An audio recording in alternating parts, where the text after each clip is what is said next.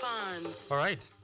It is the second day of the fourth month, 2024. Welcome to Kutv Rise Today. Welcome to Biashara Tuesday. Good morning.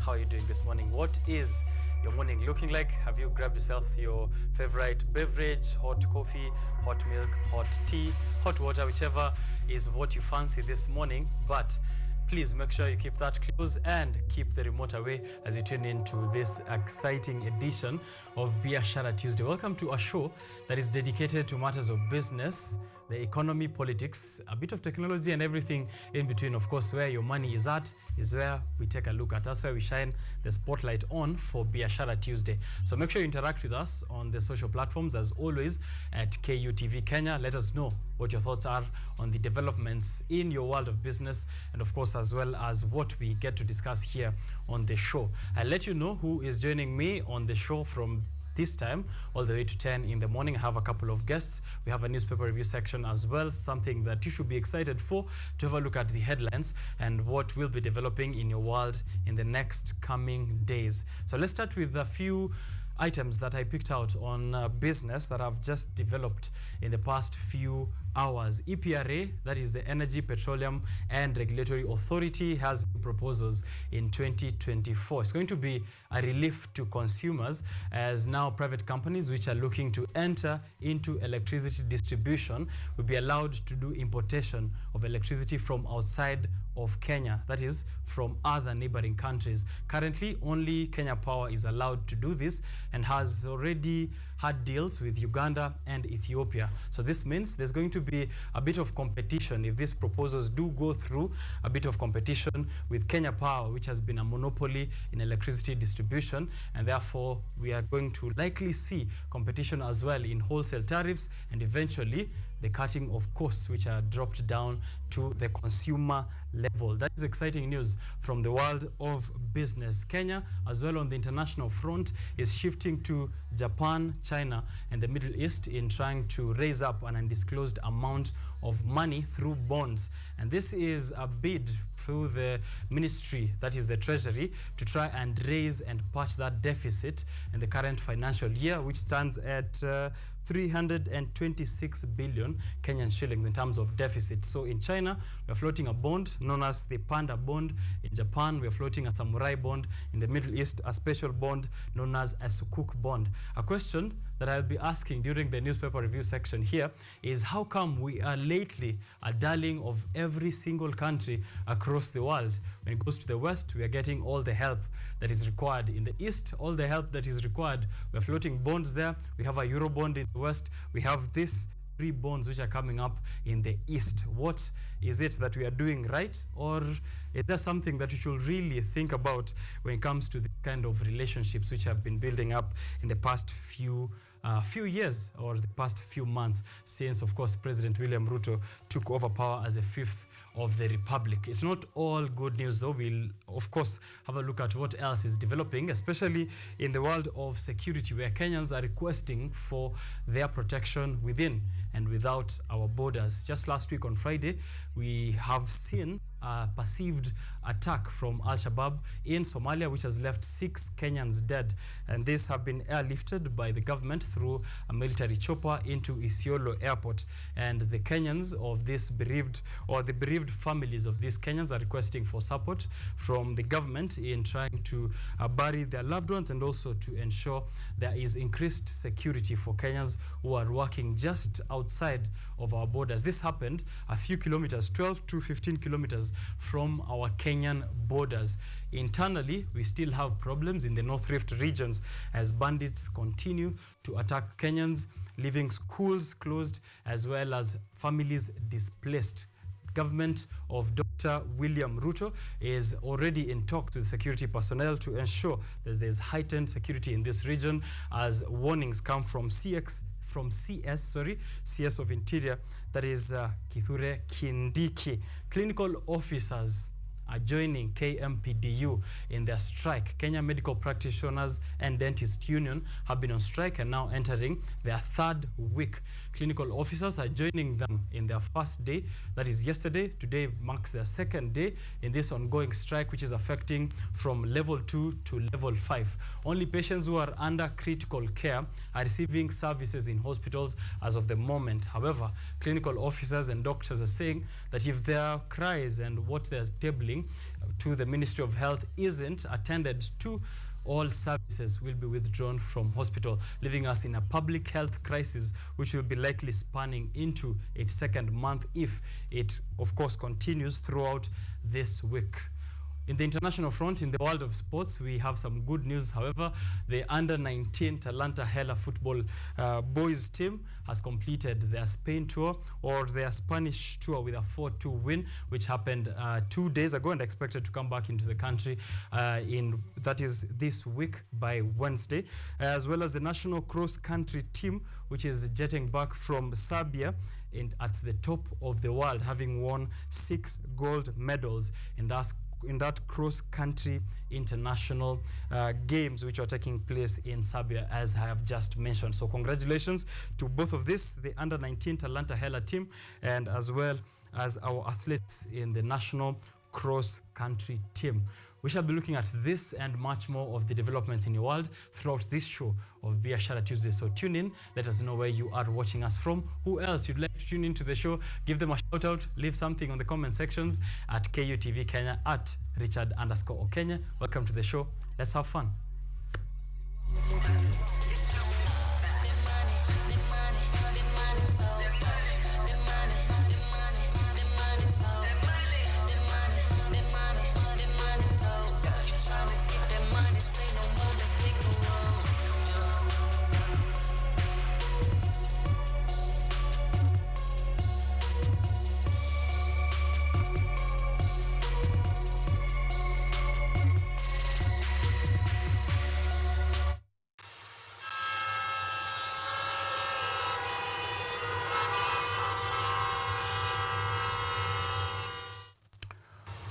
All right, let's have a look at what is developing in in terms of transport and traffic conditions in the city and everywhere that is of concern to us this morning. I'm getting more of this information via Mathri Route on Twitter, NTSA Kenya on Twitter, Mwango Capital on Twitter, as well as you. If you have something to say in what is happening in the roads around you, please do indicate that to us. NTSA Kenya has information here. Current statistics indicate that 384 pedestrians have lost their lives and remain the most vulnerable category of road users. To address this, they have heightened Usalama Barabarani sensitization initiatives that are targeting pedestrians. So they're encouraging pedestrians to use available footbridges, walkways, and other designated crossing points to ensure your safety. If you are caught by NTSA officials doing otherwise, you are likely to end up in a police cell, and this will not likely go well for you. So that's a warning from NTSA Kenya. Sensitization against Usalama for you, given the pedestrians are the ones who are losing their lives the most on our roads. Some heavy rains are expected in the country for the next 1 week, according to the Kenya Met Department, which has given warnings of a heavy rainfall and likelihood of floods. More than 30 millimeters in 24 hours expected in over several parts of the Lake Victoria Basin, the Rift Valley region, highlands of west and east of the Rift Valley, including Nairobi area, from today all the way to 3rd April 2024. It's likely to reduce in intensity on Thursday, 4th April, and the heavy rain is likely to be accompanied by gusty winds as well as flooding. So check out the Kenya Met Department website and social media pages to see if your areas are areas of concern and what kind of instructions you should be following to avoid those adverse effects from this heavy rainfall. So residents in all these mentioned areas are advised to be on the lookout for potential floods and flash floods, and to avoid driving through or walking in moving water or open fields, and not to shelter under trees and near grilled windows. That's the information in terms of that rainfall advisory. There is some sad information from the roads as of yesterday night. An Easy Coach bus has been involved in a grisly road accident at the Mamboleo flyover along the Kakamega-Kisumu highway. Reports indicate that several students have been injured and some lost their lives. Not yet confirmed. The bus was ferrying Chavakali Boys students from Kakamega to Nairobi. So Chavakali Boys students are the ones affected by this accident which happened yesterday night, a deadly road accident that happened there at the flyover of Mamboleo in Kakamega to Kisumu highway. Another one yesterday night, deadly road accident involving 4 vehicles, a trailer, 2 18-seater matatus at Salama, Mombasa Road. Unconfirmed number of individuals are believed to have lost their lives. More information to follow. And these are 2 separate incidences. One from Easy Coach in that roundabout of Mamboleo in Kisumu Kakamega Highway, and then this in Mombasa Road. And more information, of course, we'll be giving that to you as it develops. Here, Fondo saying accidents are becoming too much. What is going on with our school buses? Let us know, of course, of what you think of what is happening here. Drunk driving is one of the biggest threats to road safety in Kenya. 70% of people who die on Kenyan roads over the weekends and or during festive seasons have a blood alcohol concentration that is above what is required. NTSA Kenya, please check on this accident. In Ruiru as well, on your way to Nairobi, jam imeshikana pia hapo kidogo. Areas of Kenyatta University Ruiru campus, as from the information we've got here from Fundi Wangu on Twitter. That's as much as we have on the roads. It's accidents and as well caution, of course, people who are getting back to work. There's likelihood of rains, heavy rainfall in Nairobi and other regions which the Kenya Met has given here. Avoid driving through open water, walking through water, or shading under trees and shading close to grilled windows. That's the advisory you're receiving there. Drive carefully. And of course, we're giving you more information on those 2 separate deadly road accidents, which I've already given you information on. An Easy Coach bus yesterday night in the Mamboleo flyover, Kisumu Kakamega Highway, and as well as 4 different vehicles involved in a deadly road accident in Mombasa Road. Injuries reported and some fear dead, unconfirmed though.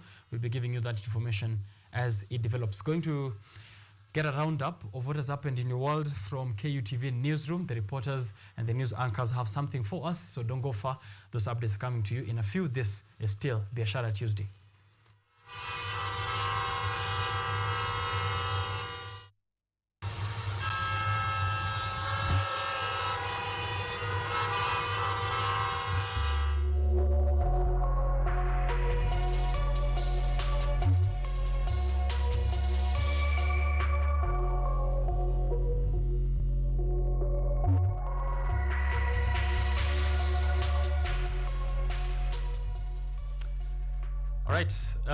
Thank you for staying here at KUTV and for tuning in this morning. Let us know where you are watching us from. We're live on our YouTube, KUTV Kenya. Please do search us there.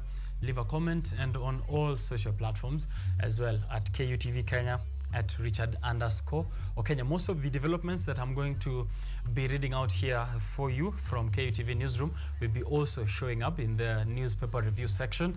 Later on in the show, we'll be having a discussion with Nick Mwadime Mwangi, who's showing up here on the show for the nth time. He's been here, our lovely panelist, of course, as always, the National Executive Director of the Mount Kenya Universities and College Students Association. He is the National Executive Director of that association. He'll be joined here on set alongside Ephraim Makada, who is a Kenya Youth Federation of Nairobi representative. In that newspaper review section is where we shall be looking at the headlines and, of course, the major developments in your world. Right now, going to have a look at what the news reporters from KUTV Newsroom have for us, and then we see how that affects your business in the coming few days. So don't go far. These are the news updates from KUTV Newsroom.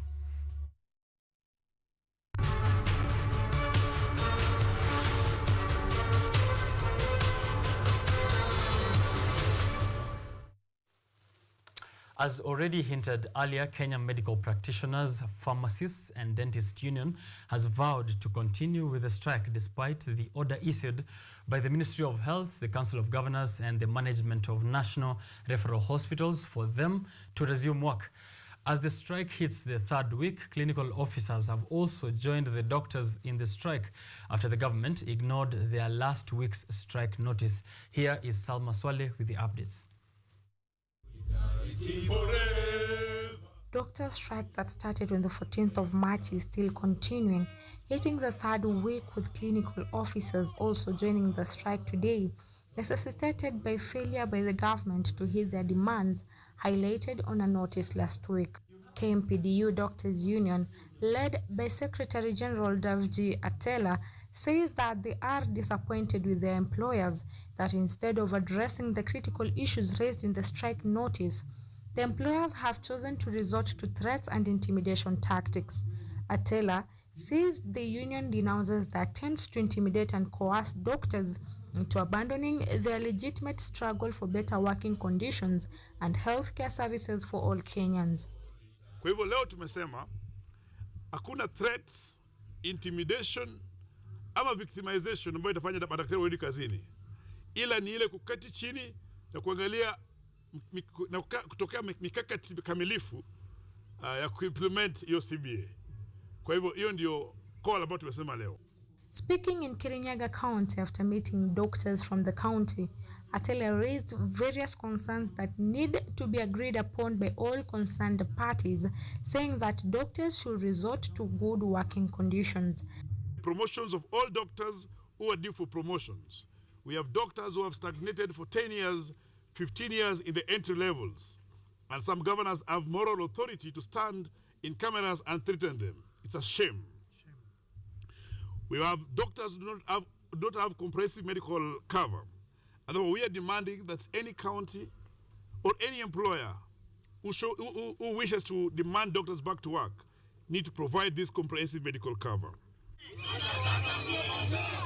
This raised an alarm to the Catholic Church Bishops of Kenya, effecting to lead talks between the Doctors' Umbrella Union KMPDU and the Ministry of Health. Health Cabinet Secretary Susan Nakumicha, however, has said that the CBA contract of 2017 has controversial areas that needed to be addressed while calling for an immediate review of the contract. Salma Swale, KUTV. Right, now let's have a look at Easter in the streets of Kisii. Easter was celebrated in style by street families in Kisii town as they received free medical services and food donations from a young UN Habitat Ambassador, Jonathan Oriki. The families are now eager to receive support in order to launch businesses, find employment overseas, and develop their talents.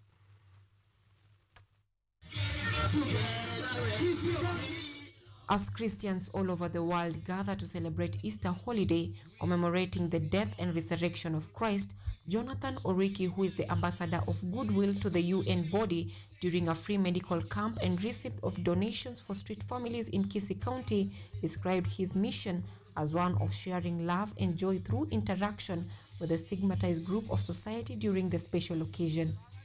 And the essence of this initiative is to share our love, our joy, and also we have a conversation na our wenzetu ambao they are often discriminated na pia marginalized in our society. Tunataka kuonyesha kwamba sisi tunawapenda na going forward tunataka kuwa na such events done thrice a year, but above all tunataka kuensure that tumewatoa hapo kwa streets, wamesoma, wamekuwa watu wazuri na wamesaidia uchumi yetu ya Kenya. The street family's hope of being empowered by Oriki was well received with joy as Anthony Mogaka, one of the street families, outlined that a number of them had talents but lacked assistance to develop and monetize them. He appealed to the ambassador to sponsor their travel abroad where they will be employed to apply their skills. Sisi kama mayouth, tuko na talent na tuna skills. Sasa mtu anatushika mkono venye amesema ndio hakuna. Vijana wako hapa wamejituma. Kuna wengine hawajasoma vizuri, wengine wamesoma vizuri lakini kazi hakuna. Sasa Jonathan, I think venye umetuona sisi wa Rasta, ile talent tumejaribu kufanya hapa tumejituma.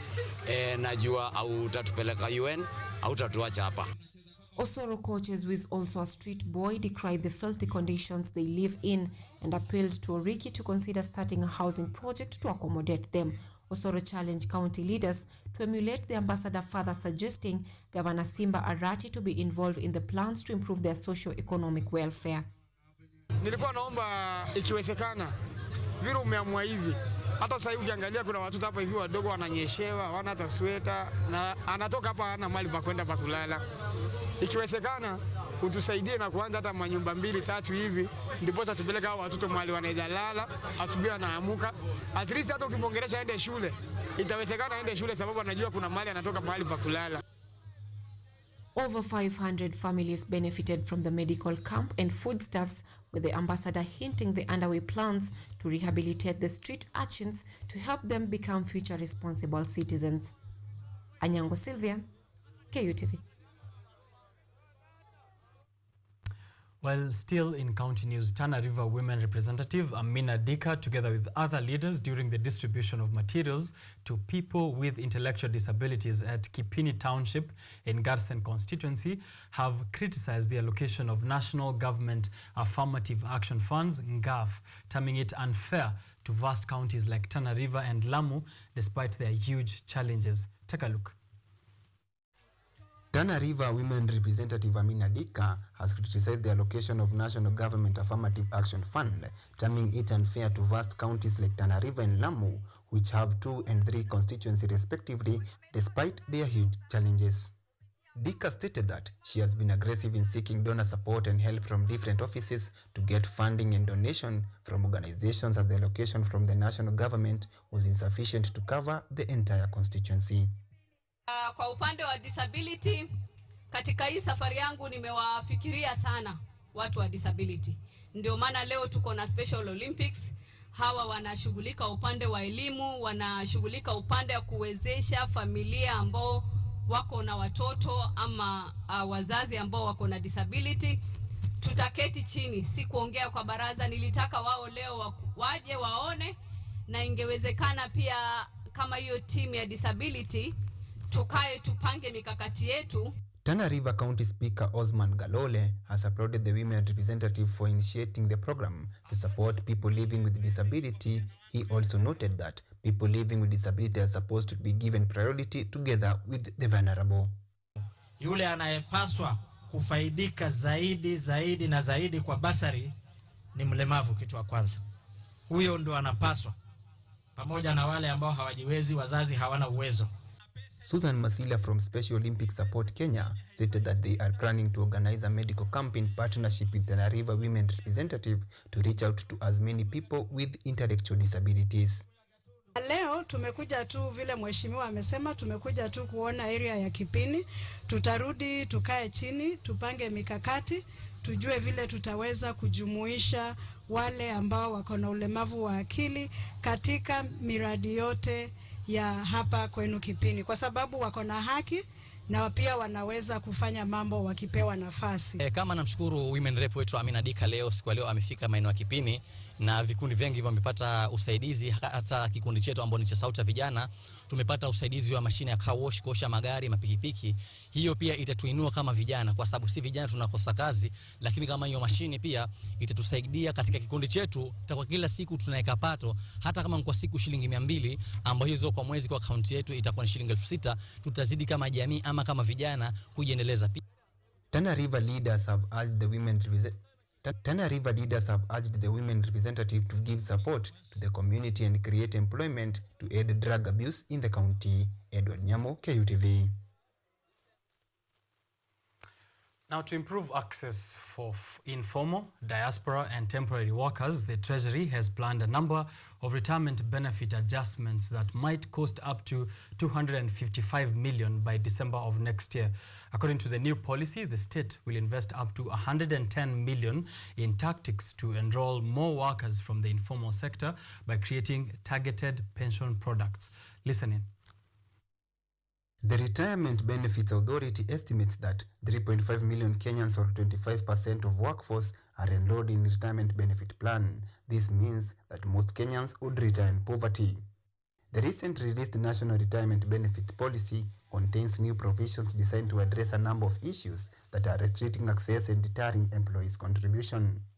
To improve access for informal diaspora and temporary workers, the Treasury has planned a number of retirement benefit adjustments that might cost up to 255 million by December of next year. According to the new policy, the state would invest up to 110 million in ways designed to enroll more workers from the informal sector. These tactics may include creating customized pension products and launching a market effort to boost adoption. Furthermore, a minimum of shillings 15 million would be allocated towards an awareness campaign targeting Kenyans residing overseas, as well as incentives and infrastructure development to expand coverage to the population. A budget of 100 million is anticipated to be used for assessing the success of the reforms results, as well as for changing regulations, particularly tax laws, to increase the use of pension products. Even with the National Social Security Fund, a mandated contributory plan that ought to benefit workers in the organized sectors, the majority of pension coverage now goes to former employees. According to the National Treasury, the formation of the informal sector scheme is not adequately supported by the current regulatory framework. Thus, a legal framework that encourages creativity, the creation of adaptable and responsive retirement benefits packages, and the application of NSSF Act are required. Edward Nyamo, KUTV.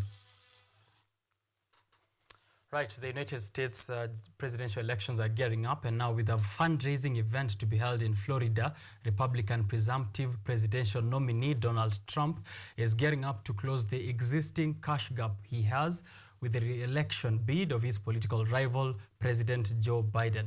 VOA's Veronica Balderas Iglesias has the story. Republican presumptive presidential nominee Donald Trump is reportedly confident his campaign will be able to raise up to $33 million at a fundraiser in Palm Beach, Florida on April 6th. So far, Trump's campaign cash resources have lagged behind those of his Democratic political rival, President Joe Biden. Last Thursday alone, flanked by predecessors Barack Obama and Bill Clinton, Biden's campaign raised $26 million for his re-election bid during an event in New York's Radio City Music Hall. U.S. voters interviewed by VOA on Easter Sunday at the Washington Mall shared their views on the candidates' fundraising efforts. The money is needed for things like advertising, specifically travel, staff, that sort of thing. It's not clear to me as far as having a firm grip on where all the money goes. I think that too much money is poured into our elections on either side. I think that we need to cap the amount of spending that we're doing on elections. The candidates' messaging and strategies need some work, says U.S. student Dana Boggs. I just don't see any importance in how anyone is running their campaign right now. Actions would definitely be more important to me than any campaign. While visiting New York City last week, Trump focused on the importance of fighting crime. He's expected to hold rallies in the coming days in Michigan and Wisconsin. Biden told reporters he'll visit Baltimore this week. His attention has been forced to shift from the campaign trail to the recovery efforts in Maryland after a cargo ship crashed into the Francis Scott Key Bridge on Tuesday. Maryland's Governor Wes Moore appeared Sunday on CNN's State of the Union and called the accident, quote, a national economic catastrophe, as supply chains could be disrupted as a result. And so the reason that we need people to move in a bipartisan basis and move in a fast basis is not because we need you to do Maryland a favor. Maryland needs no favors. We need to make sure that we're actually moving quickly to get the American economy going again, because the Port of Baltimore is instrumental in our larger economic growth. $60 million in immediate aid were approved by the Biden administration after the bridge collapsed, and a large extent of the rebuilding costs are also expected to be financed by the federal government. Veronica Valderas Iglesias, VOA News, Washington. Now, Pope Francis calls for an immediate ceasefire in the conflict between Israel and Hamas in Gaza. This as Christians around the world celebrated Easter Sunday and relief teams struggle to deliver aid to besieged Palestinian territories. VOA's Arash Arabasadi has more.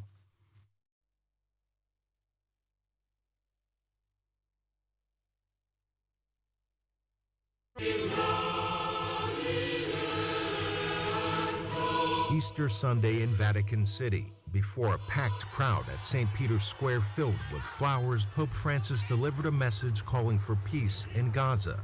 Inoltre faccio nuovamente appello. I appeal once again that access to humanitarian aid be ensured in Gaza and call once more for the prompt release of the hostages seized on October 7th and for an immediate ceasefire in the Strip.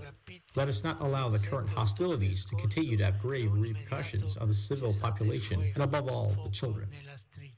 Calls for aid to Gaza have recently taken shape as a convoy of ships left a port in Cyprus Saturday carrying some 400 tons of food and other relief supplies. World Central Kitchen says the crafts carried ready-to-eat staples like rice, pasta, flour, canned vegetables, and proteins, enough to prepare more than 1 million meals. The United Nations warns that famine could strike northern Gaza as early as this month. The United States military, along with regional partners, continues delivering relief in the form of airdropped pallets filled with food and water. But the deliveries can be spotty at times without any organized distribution method on land. Israel declared war on Hamas following an October 7th surprise attack by the militant group in which it killed 1,200 and kidnapped more than 250. Israel has since placed a stranglehold on the entire region, pummeling civilian infrastructure and restricting the flow of aid. Health officials in Gaza say more than 32,000 Palestinians have been killed. The United Nations International Court of Justice issued 2 provisional measures in a case brought by South Africa accusing Israel of genocide, a charge Israel flatly denies. But for many Israelis, an ongoing war isn't the answer, as they took to the streets demanding their government sign a ceasefire agreement with Hamas in exchange for hostages still held by the group Western powers identify as a terror organization.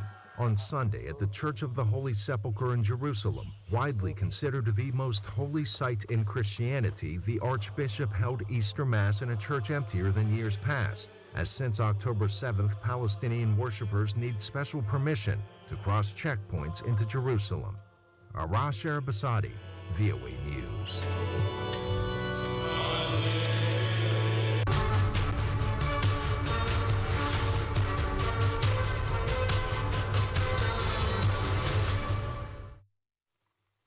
All right, here is a bit of sports action for you this morning, and it's from the Talanta Hela Under-19 boys and girls football teams, which have continued to sharpen their skills in elite training camps in Tarragona, Spain. Earlier yesterday, the girls team won their friendly match against Real Zaragoza of Spain by defeating them 3-0.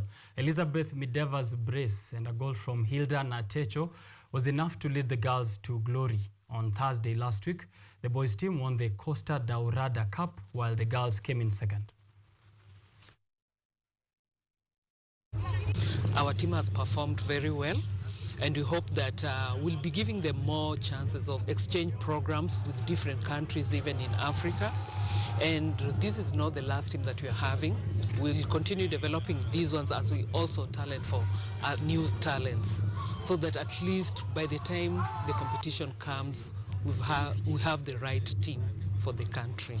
Nimepick a lot of experience, more so kwa preparation. Preparation is very key towards any competition.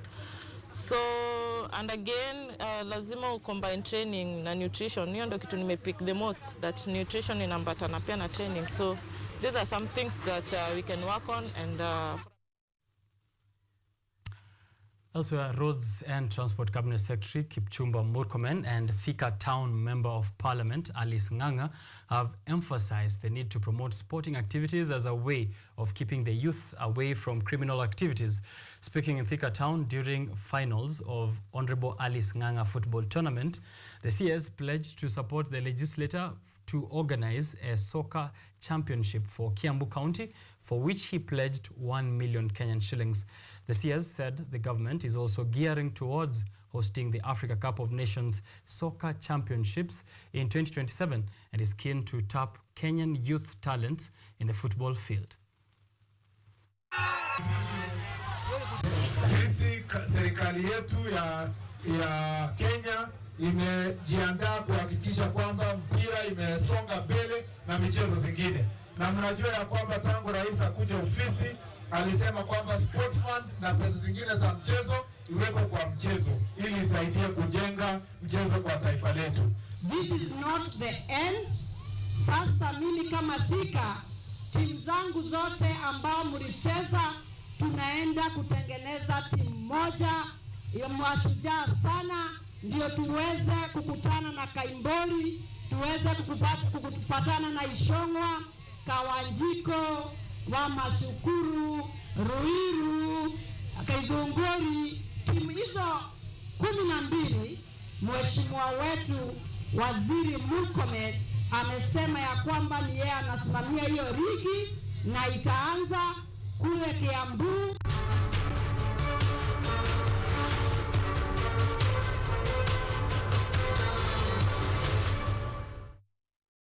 Right, that bit of information from the Honorable Alice Nganga football tournament brings us to the end of the news updates here this morning on KUTV Rise Today. But remember, more of those to come to you at 6:30 p.m. Mizizi ya Habari, 9 p.m. primetime news from KUTV Kenya. Ensure that you're following up through with that broadcasting. However, right about now, we continue to dig deep into the world of business to see what is developing and what is likely to affect you in the coming few weeks. We'll also be sitting down in the newspaper review section in just a while, so don't go too far. I'm taking a short break and then I'll be right back with you.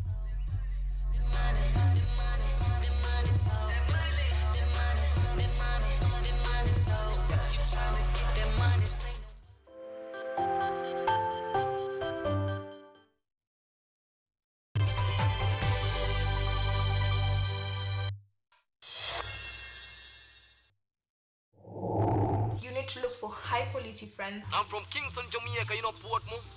That's my village. Sanga tu chini hapo ukinyedhia ukikatia mademo akipita. Naweza saa hii nimekuja kukopesa choo.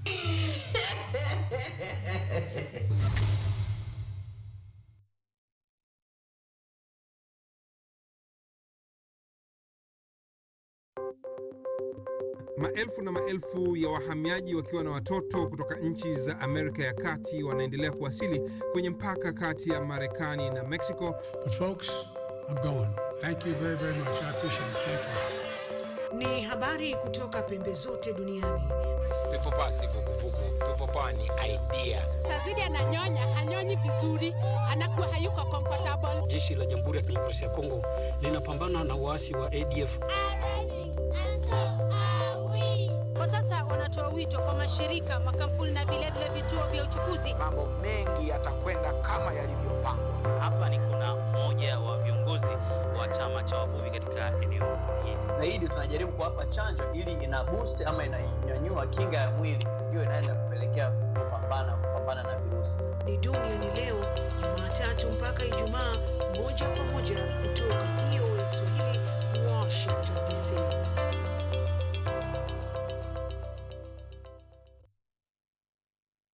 Are you an aspiring media practitioner, a graduate, or you just want to advance your skills in television production? Then welcome to Kenyatta University, where education meets innovation. KUTV, the premier university television station in Kenya, is now offering short courses in TV studio, field technical operations, and video editing.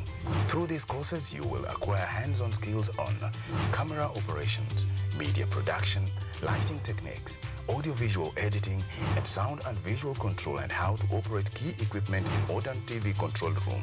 Enroll today at KUTV and discover your full potential in cutting-edge TV broadcasting. Graduates of these courses will receive professional certificates. For more information, visit our offices at KUTV Studios or call us on 020-870-4252 or 020-870-4255 or SMS us on 0739-110-544. KUTV, a new experience.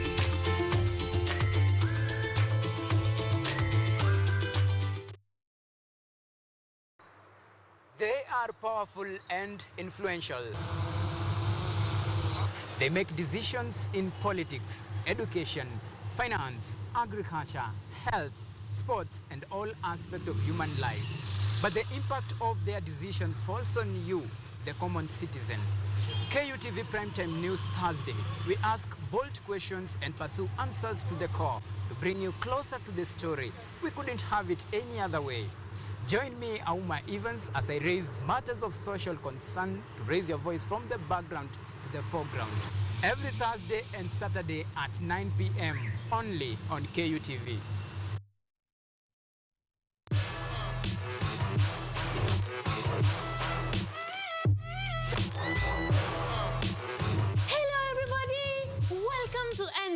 Where we ask the coolest questions in science. Let's go! Is yogurt really just rotten milk? Why do humans need sharks to survive? How did a 12-year-old boy from Africa invent modern vanilla farming? How do you deliver medicine to a chimpanzee? Can poop be useful? How can you save the planet by reducing air pollution? To help us answer these questions, we are inviting some wonderful guests from the world of science. They will enlighten you, make you hungry for knowledge, oxygenate your brain, and make your ideas flow.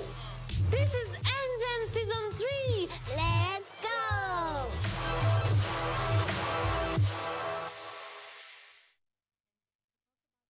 Are you an aspiring media practitioner, a graduate, or you just want to advance your skills in television production? Then welcome to Kenyatta University, where education meets innovation.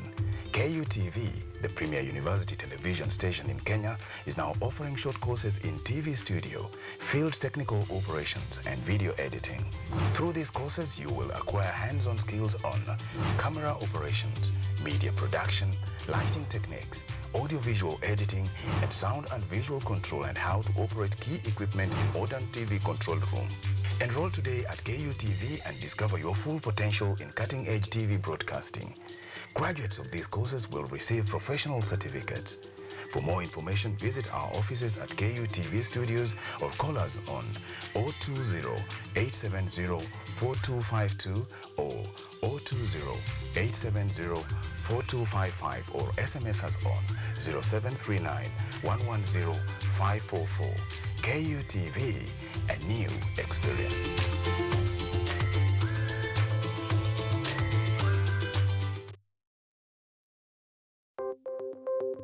Maelfu na maelfu ya wahamiaji wakiwa na watoto kutoka nchi za Amerika ya Kati wanaendelea kuwasili kwenye mpaka kati ya Marekani na Mexico. But folks, I'm going.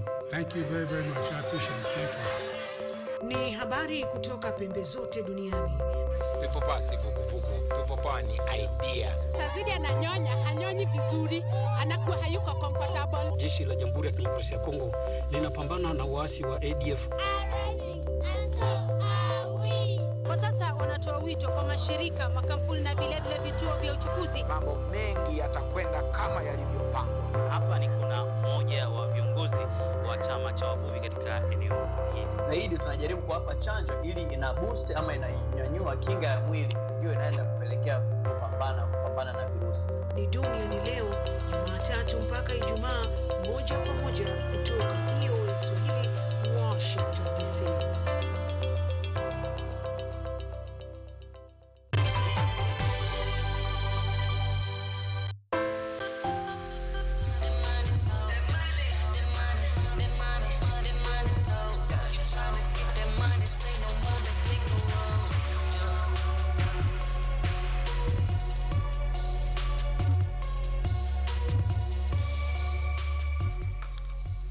Right.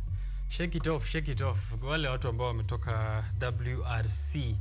How's it like for you? Are you still in that celebratory mood, partying mood, which was happening at the lakeside town or the lakeside city of Naivasha? It should be a city by now. Of course, that happened over the weekend. President William Ruto on Sunday presided over that closing ceremony of the World Rally Championships. And I'd like to hear if you are the people who attended, or if you're one of the people who did attend this spectacular ceremony or occasion. How was it like for you? What are the notable experiences that you had over there? It also coincided with the Easter weekend, which a lot of Kenyans did actually travel, whether for holiday or just to visit their families. Please do let us know how that was like for you. And if you're back to work, or if you're on your way to work, What is it that you have carried from Easter? What is the message that you've carried from Easter that you're carrying on forward into the rest of the year? You're beginning a new week, a new month, which means a new chapter, and it was apt that we had that kind of break right there. So let us know how Easter weekend was for you, if you were in WRC or if you did travel, and if you have anything to share with us, let us know on social platforms at KUTV Kenya, at Richard_OKONYE. Here is a bit of development when it comes to matters of business from your world. We are looking at this throughout the show as we, of course, await for that discussion that will happen later in the newspaper review section with Nick Mwadime Mwangi. Nick Mwadime Mwangi is the National Executive Director of MKUSA, the Mount Kenya University Students Association.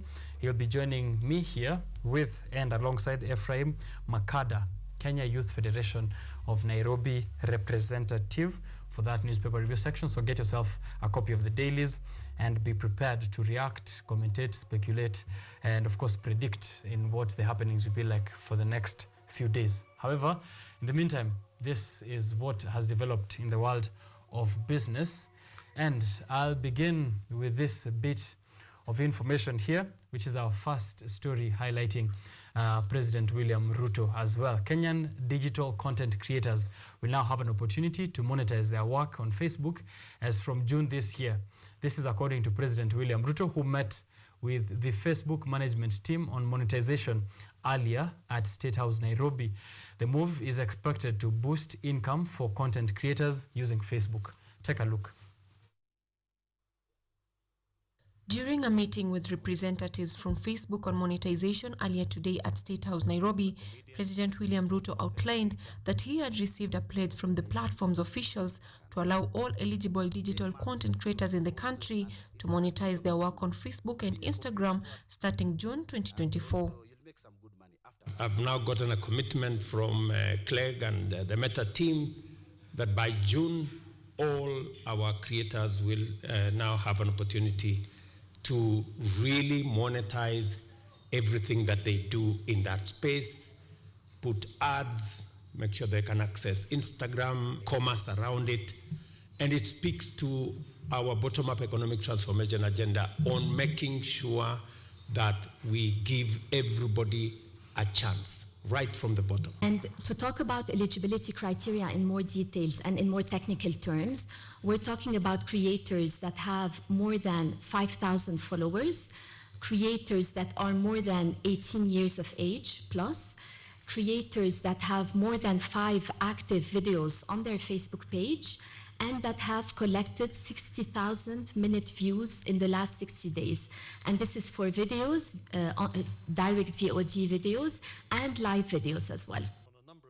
For those who create digital content, the president noted that this is a significant step as monetization is going to be available on M-Pesa to simplify transaction.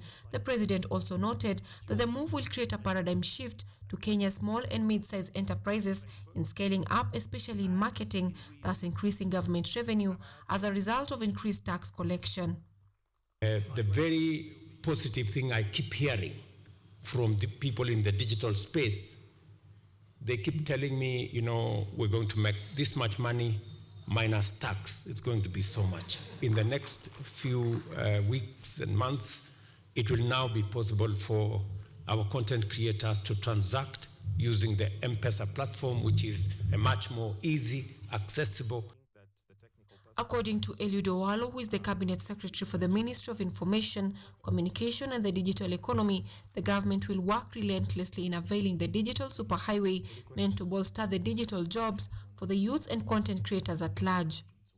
As a ministry, Your Excellency, based on instructions and guidance we have received from you, we will sustain our digital skilling program for the youth so that they can get the requisite skills to enable them optimally exploit the potential within the creative economy. As Meta introduces monetization opportunities that will revolutionize how content creators like me operate, I will urge all content creators to seize these opportunities and to be able to create meaningful and engaging content, because now we are moving also, and it's an additional to kufinya computer toa dola, to washa camera, tengeneza pesa. The move by Meta is intended to help content creators in the country reap big from the investment in the digital space. All right, there you have it, content creators. Make sure that you're posting up videos on Instagram and Facebook, and then you'll get a chance to monetize as soon as June hits around the corner. So prepare yourself for that monetization program. You have several fronts to monetize now.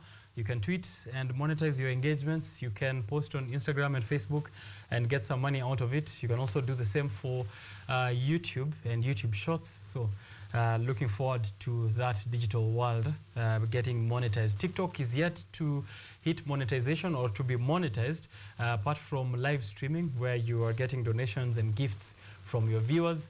However, of course, there's a lot of discussions happening around privacy issues and concerns from the government as it comes to TikTok. So hopefully very soon it also joins that list of monetized platforms for digital creators.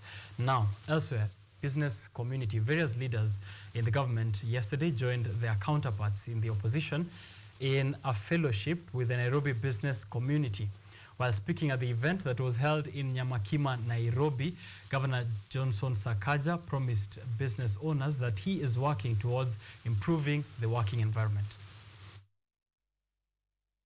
Several roads in Nairobi were closed today to allow facilitation of Nairobi Business Committee Thanksgiving prayers. While speaking at the event in Nyamakima area, Wiper leader Kalonzo Musyoka noted that the opposition needs to put in much efforts to steer the nation in the right direction. Future president. Ukasema Ndindi ni mmoja wao, Sakaja ni mmoja wao. Si hawa ni ndugu zangu ndogo. Ngoja Kalonzo kwanza aendelee. I'm quite sure they can afford. We have some business to do. We have the business ya kuimarisha Kenya hii, to make it a respectable nation and to be able to play the role of a very effective opposition. Nairobi Governor Sakaja acknowledged the harsh conditions in which Nairobi business owners have been working in. Sakaja added that despite that, Nairobi businesses are the top contributors in the revenue collected. He has vowed to provide a more friendly working environment, including the removal of rogue county officials who have been harassing them. We will do whatever it takes to enable your businesses, to give you a proper working environment, na kuhakikisha ya kwamba mambo imekuwa sawa. Nimesikia vile viongozi wamesema, including viongozi wetu ambao wako kwa upinzani. It is true, things had been difficult as we had received them, but everybody can attest today, shilingi inakuwa imara. Saizi shilingi inapelekana na dola. Saizi mafuta jana imeshuka shilingi 5. Kiharu MP, who is also the chairman of the budget committee, said that the Kenyan shilling has stood against the dollar and that the government has plans to reduce the number of imports so that Kenyans can consume locally produced goods. Na mimi nashukuru sana kwa zile policies ambazo tumeongozwa na rais wetu kuweka. Tumeweza kuona ya kwamba shilingi ya Kenya inazozana na ya US na saa zingine ya US inaaguka chini. Iko bidhaa mingi tunaweza kuza hapa ambazo tunatoa nje, na hizo sana sana ukiangalia maneno ya chakula, edible oils is the number 1 import in the Republic of Kenya. On his part, DAP-K leader Eugene Wamalwa stated that business owners and Kenyans at large are facing harsh economic times due to the increase in taxes despite earnings remaining stagnant. He has urged UDA leaders to take the Kenyans' plea to the president so as to reconsider the increase in taxes. Iko kitu imefinya hawa na biashara, imefinya wakulima na Wakenya wengi. Na hiyo ni mambo ya ushuru. Ushuru uko juu, na ukiwa juu mzigo ukiwa kwa wanabiashara, ukiwa kwa wakulima, mapato yao yanakuwa madogo. Na hayo yakiwa madogo, maisha yanakuwa magumu. So tunaomba Bwana Nyoro akienda, sababu the budget policy statement inaonyesha ya kwamba finance bill inayokuja 2024 itaongeza ushuru zaidi. Youths have been warned against disrupting prayer sessions by being rowdy and disruptive, while business owners have been urged to venture in manufacturing so as to maximize profits. Gracious Saganda, KUTV. All right, so that is happening as just as late as yesterday. Let me read a tweet first that is related to this update from Governor Sakaja. Gabriel Oguda on X, or formerly Twitter, says, from today onwards, if you're found recording a Nairobi City County askari breaking the law, you will see what Lenki Pika saw inside a deserted hut in Ololunglung in 1906. Turn to your neighbor and tell them, lazima ikrai.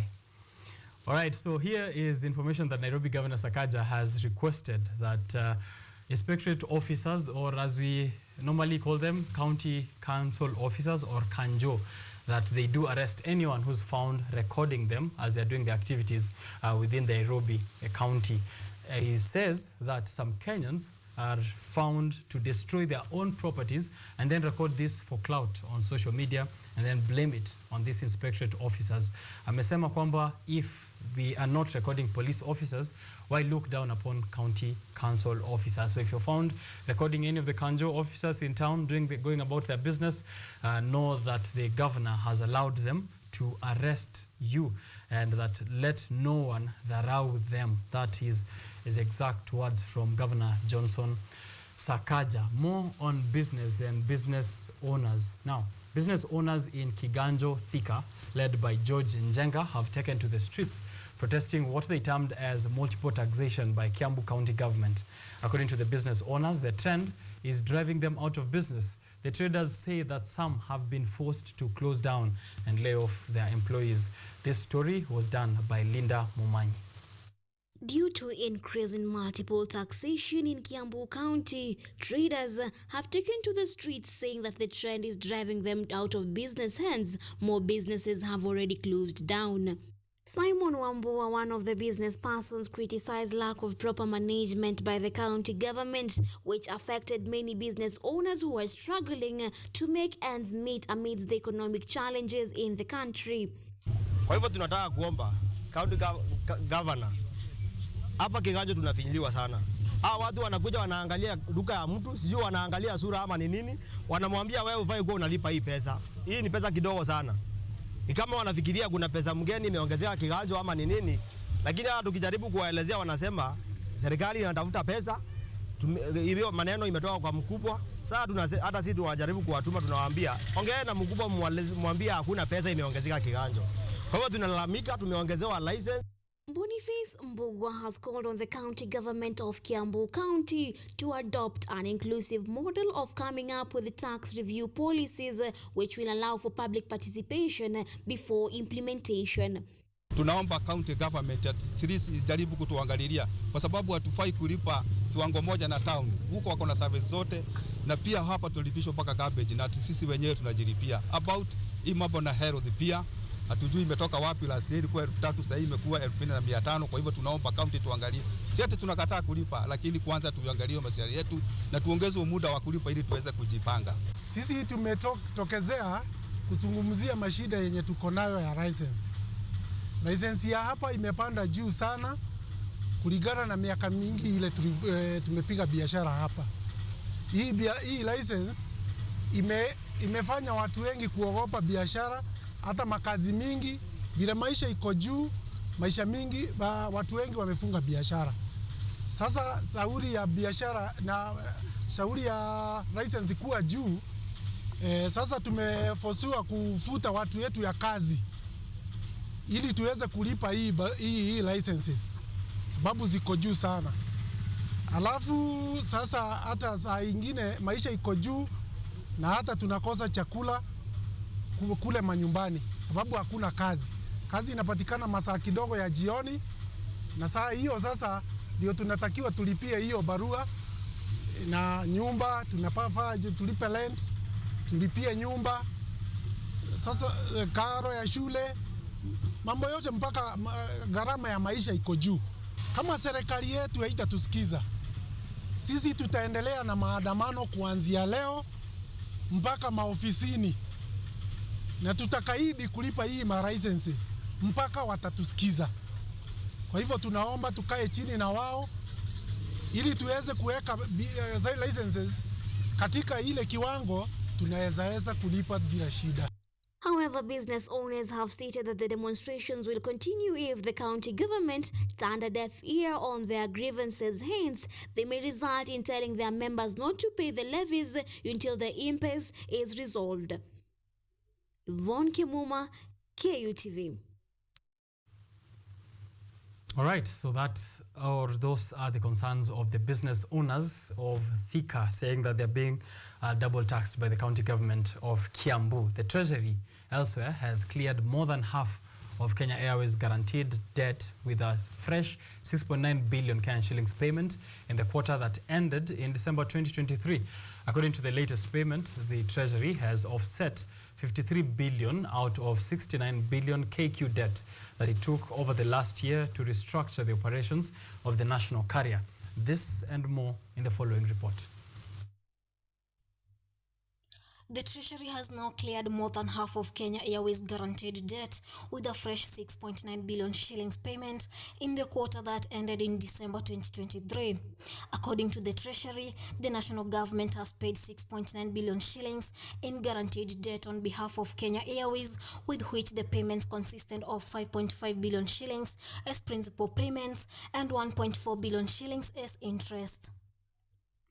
KQ says in 6 months of its operation ending June 2023, it reported an operating profit but remained in loss territory due to the exchange rate depreciation. At the same period, KQ had outstanding liabilities totaling to 302 billion shillings, including outstanding claims by the government on account of its past and ongoing support. Elsewhere, the Controller of Budget, Margaret Nyakango, has flagged the cost of concessional loans taken up by the government over the years from lenders such as the International Monetary Fund, IMF, and the World Bank, saying they might be expensive in the long run. According to the Controller of Budget, the average interest paid on concessional loans has averaged to 14.5%, which is more expensive compared to commercial loans that the country has contracted from sovereign bond market. Additionally, Kenya Power says consumers will save 2 billion shillings every year via a donor-funded program that seeks to construct expensive fuel off-grid stations with solar panels. According to the Utilities Managing Director, Joseph Siror, the stations will utilize solar power during the day and use fuel in the evening. Dorothy Musyoka, KUTV. All right, now, artificial intelligence. It's no longer for big businesses. As small businesses are now increasingly embracing AI tools to streamline their processes and see how they can patch in trying to make profit. Let's see how businesses in Ghana are doing that. Dorman Foods is a Ghanaian catering business inspired by a traditional delicacy called the bullfruit. By garnishing these homemade donuts with customized toppings, they say they help people celebrate life and love. We want to help people celebrate birthdays, special occasions, anniversaries.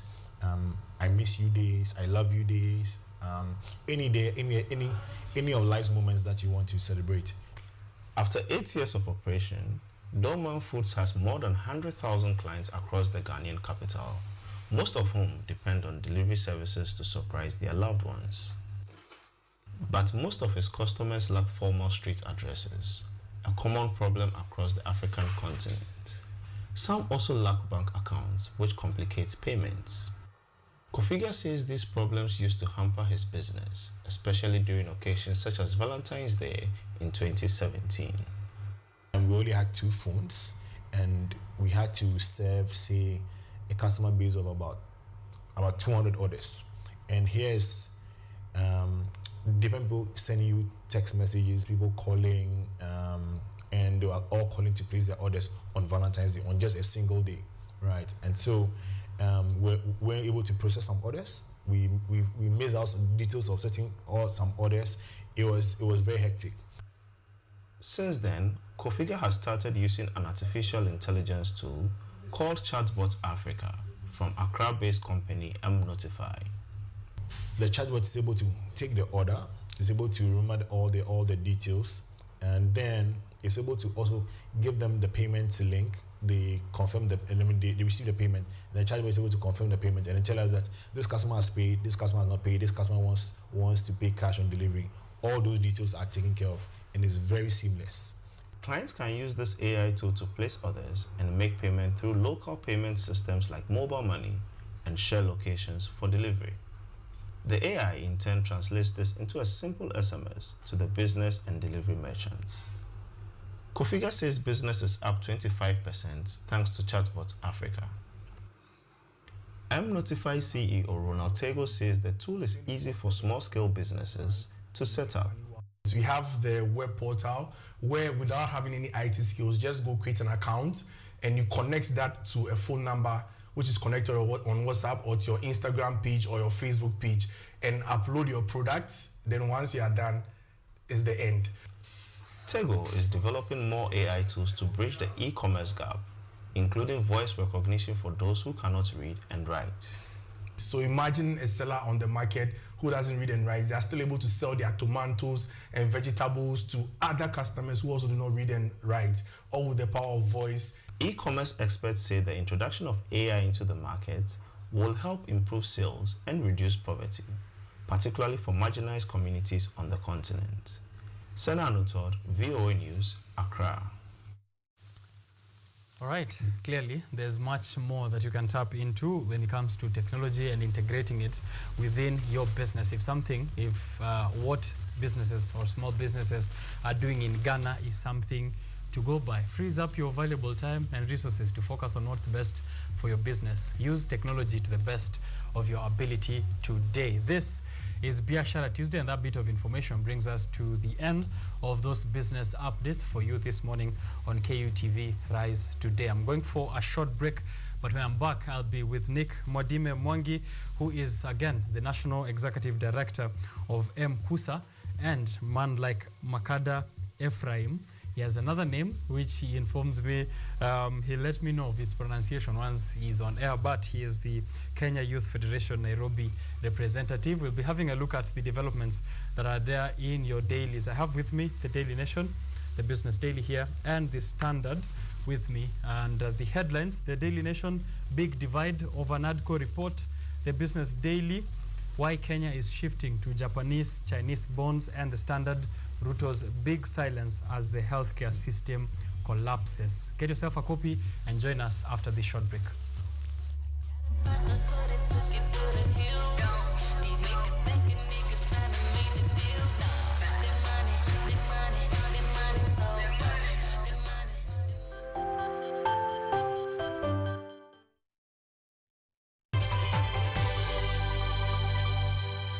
Are you an aspiring media practitioner, a graduate, or you just want to advance your skills in television production?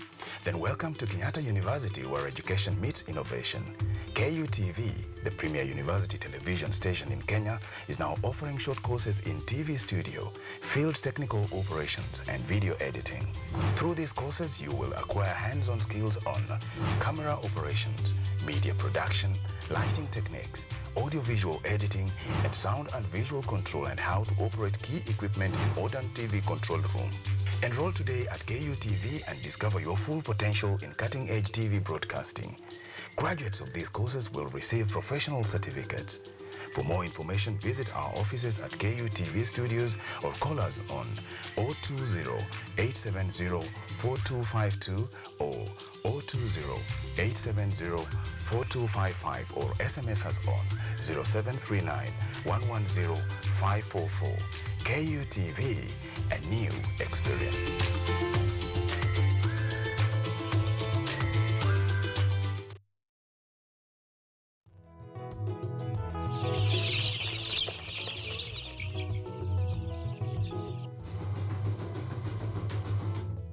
Ni kaunti maarufu kwa kuzalisha maziwa na ukuzaji wa majani chai.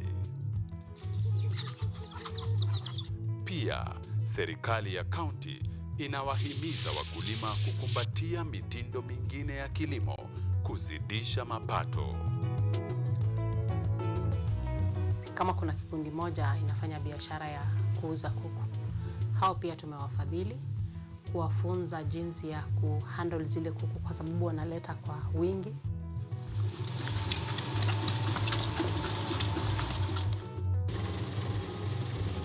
Haya yote tunakuletea katika Boresha Kilimo, toleo la kaunti ya Bomet. Kilimo ni nguzo kubwa kwa ujenzi wa taifa.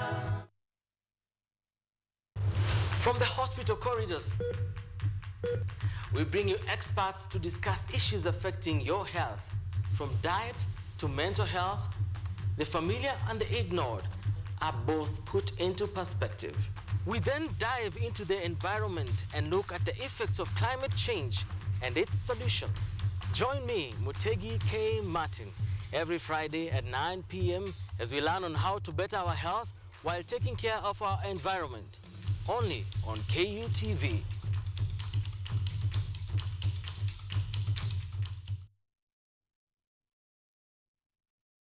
Bajuka ni kama unarusha mamikono, tingisha kichwa chuko sivute kisogo. Mbona nyinyi na wawasha nkikula nyama choma tu firifiri na Give me your hand and shoulder. I'm feeling vibes on vibes. I'm a ticking diner. Tell them twerking, pull up the lumber swerving. I work so hard, you know I don't want no stress. I don't get time to impress. Caught a girl with a lovely dress. Yeah, yeah.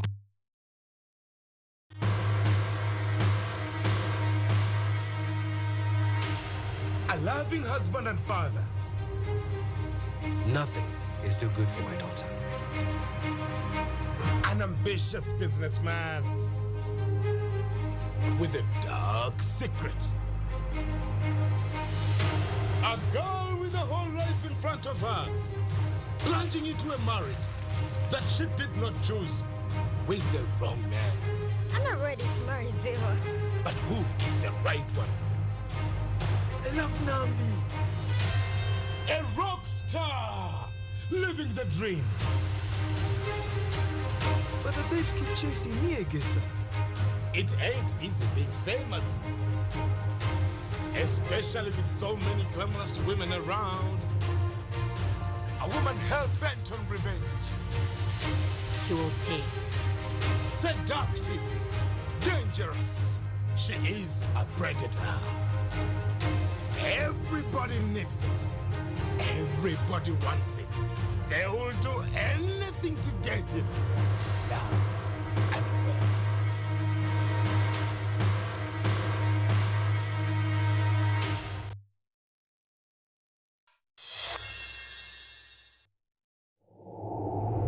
This is your first time? Yeah, I'm kind of scared, but I can do this. Yeah. Mess with me. Yeah, let's do this, man.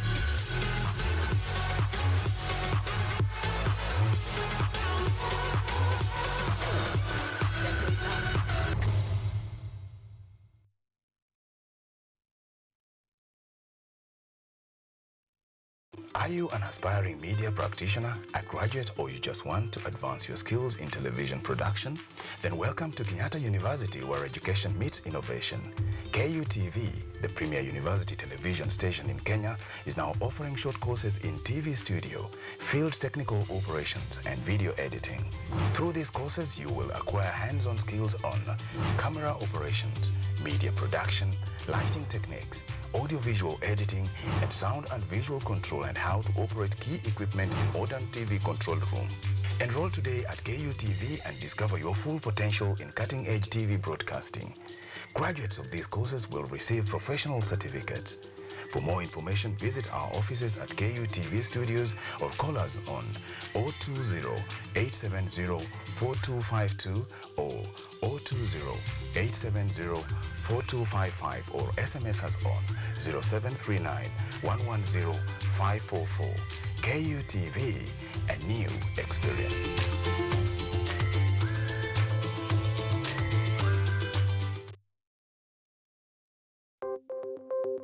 Maelfu na maelfu ya wahamiaji wakiwa na watoto kutoka nchi za Amerika ya Kati wanaendelea kuwasili kwenye mpaka kati ya Marekani na Mexico. But folks, I'm going. Thank you very, very much. I appreciate it. Thank you.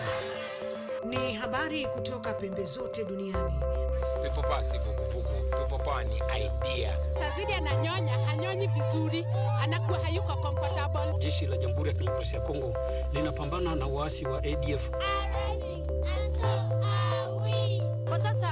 wito kwa mashirika, makampuni na vilevile vituo vya uchukuzi. Mambo mengi yatakwenda kama yalivyopangwa. Hapa ni kuna mmoja wa viongozi wa chama cha wavuvi katika eneo hili. Zaidi tunajaribu kuwapa chanjo ili ina boost ama inanyanyua kinga ya mwili, hiyo inaenda kupelekea kupambana na virusi. Ni Duniani Leo, Jumatatu mpaka Ijumaa, moja kwa moja kutoka VOA Swahili, Washington DC.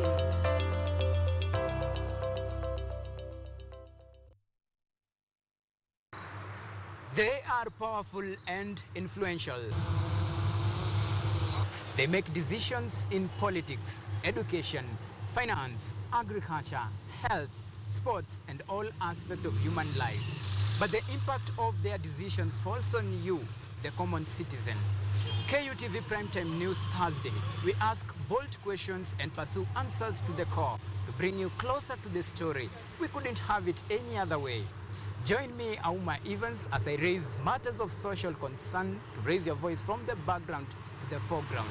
Every Thursday and Saturday at 9 p.m. only on KUTV.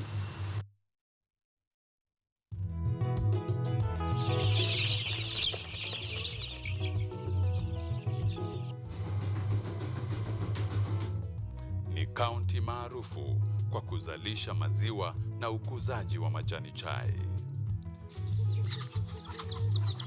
Pia, serikali ya kaunti inawahimiza wakulima kukumbatia mitindo mingine ya kilimo kuzidisha mapato. Kama kuna kikundi moja inafanya biashara ya kuuza kuku, hao pia tumewafadhili kuwafunza jinsi ya kuhandle zile kuku kwa sababu wanaleta kwa wingi.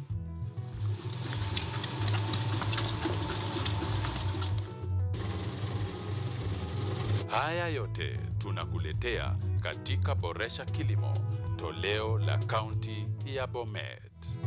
Kilimo ni nguzo kubwa kwa ujenzi wa taifa. From the hospital corridors, we bring you experts to discuss issues affecting your health, from diet to mental health.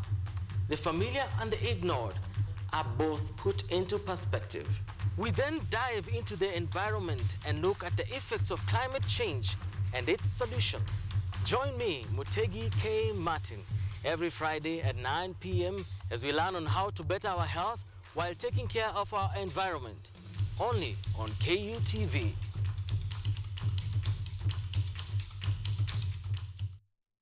Are you an aspiring media practitioner, a graduate, or you just want to advance your skills in television production? Then welcome to Kenyatta University, where education meets innovation. KUTV, the premier university television station in Kenya, is now offering short courses in TV studio, field technical operations, and video editing. Through these courses, you will acquire hands-on skills on camera operations, media production, lighting techniques, audio-visual editing, and sound and visual control, and how to operate key equipment in modern TV control room. Enroll today at KUTV and discover your full potential in cutting-edge TV broadcasting.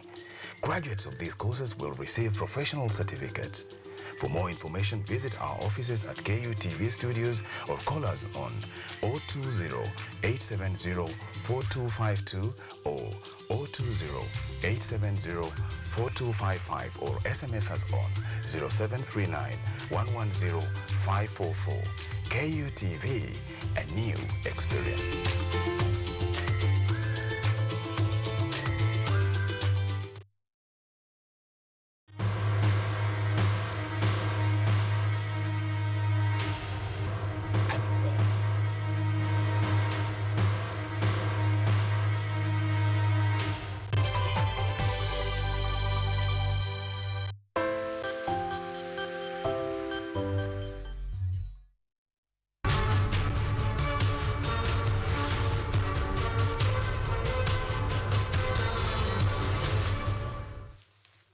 Biashara Tuesday is back on air. Tuko sokoni na tunaangalia what is happening with the economy, what is happening with business, what is developing in politics, what exactly, how exactly does this affect you? Yeah, because that's the most relevant bit of any information that we relate to you. We relate to you from our studios here. And this being KUTV Rise today, we are hoping that we are setting a successful tone for you for the rest of the week. Welcome to Biashara Tuesday. If you're tuning in for the first time, do let us know where you are enjoying this show from. On YouTube, KUTV Kenya, we are streaming live on all the social platforms. If you're watching us from diaspora, do let us know and tag us at KUTV Kenya. Tag me on my personal handles as well at Richard_OKONYE. I'll be sampling your feedback on the stories of the day. In this newspaper review section, there has been some developments. Of course, it's been a silent Easter. Not so much has happened in the country. Not so many statements have been made. As a matter of fact, not enough statements have been made such that Rigathi Gachagua doesn't show up in most of the major stories that we're going to discuss here this morning. DP Gachagua is always somewhere here featuring in the front of the dailies, but this time round seems not to be anywhere, or according to what one of my panelists has noted. But one man who doesn't miss, Raila Odinga, still on the front of the dailies. Let's know what that is about, but right after, I allow them to do their introductions and then we get into the details. From my very far right is a new face to the show, Mofas King, and he tells me the king part of it is very important. So let's hear it from him, and then we can hear from Nick Madime Mwangi. Good morning, Mofas. Good morning. Yes, welcome to the show. Thank you very much for hosting me. Yeah. It's a pleasure being my first time at KUTV. Right. The reception has been warm. Looking forward for a fruitful discussion. Right. Please do let our viewers in on who you are and in what capacity you appear here, if any at all. I introduce myself as on two aspects. Makada Ephraim, number one, is a Kenyan citizen, a concerned citizen who means no harm, intends no harm, and has never done any harm to any individual. On the professional aspect, I'm a graduate. I'm graduating soon from Atingi University, pursuing bachelor's in computer science. Then coming to what has brought me here today, I'm the current head of the Kenya Youth Federation, Nairobi County, and a member of the Jubilee Party Youth League. All right. Yeah. What does the federation concern itself over? What are the matters for the federation? Our Kenya Youth Federation is a social economic movement that intends to transform the life of the young people in this country. When you say social economic, it means that when you look at the dynamics across the country right now, the most people who are suffering are the young people. So we saw a loophole and a gap, and we decided that this can be filled by the KYF movement, whereby on normal occasions we normally do community projects whereby we partner with donors, government agencies, everyone across the mantle to make sure that the young people are not idle and they have something to do that brings to them what we call the daily income. Because I know many people ask themselves that, under what capacity are you doing that? I'm just a responsible citizen, and when we have a government that is failing in its things, in its operation, responsible citizens, in most cases, they have to show up and to make sure they live a society better. A man is not defined by how many ladies he has. No, a man is defined by the impact he has on the society. I'm a believer of so at my young age, I believe that the little I have and the opportunity I got, if I can transform the lives of 1, 2, or 3 young people in this country, it will be better. On the other end, KYF is also some sort of a political movement. We are transforming ourselves, and we will discuss more as we head towards the next general election. All right. Thank you very much for creating time and for the work that you're doing with Kenya Youth Federation. I have to agree with you. When you have a failing citizen, or when we have a situation where we can't keep crying and calling for help from the government, we take up that opportunity and avail that to our fellow citizens. I saw also earlier, actually a story that I read out here, prepared by our reporters and the newsroom, of a young person over the Easter period in Kisii County who actually went out to the streets out of their own volition, their own resources, and distributed items here and there to street families, gave them business information. I've not seen business what is it, business civic education being done to street families before. Yeah, so that's quite a unique offering. Those are some of the projects we normally do. Nice. We have the community, what we call them community summits, whereby, as I said, KYF, particularly in Nairobi, is made of professionals and mostly graduates across all the fields. We have aeronautical engineers, we have lawyers everywhere, economists, everyone. Like, we normally take the initiative, we visit the, let's say, for example, the rural, the slums, and educate the young people there. And not only the young people, let me say, it's only branded as it's the young people who do the job, but our main aim is to educate the society. So we normally educate our mothers, our fathers on the responsibility on not to wait for the government to do ABCD for them. We do civic education also, and on the other hand also you just do a lot. If you get time, you can visit our website, that is kyf.com. And you can also visit our headquarters that are located along Haile Selassie Avenue, Kawa House, first floor, to get more insight. To join as a KYF member, all due procedures are there. Okay. Everyone is welcome on board as long as you are a Kenyan citizen. Okay. Yeah. Kenyan citizens, please do join in those efforts. Good morning, Sir Nick Mwadime Mwangi. Morning, Richard. Yes. How are you, sir? Welcome back, my friend. Thank you, sir. How are you? Well, it's been an amazing Easter. While I was in Naivasha. Is it Naivasha? You're among those people.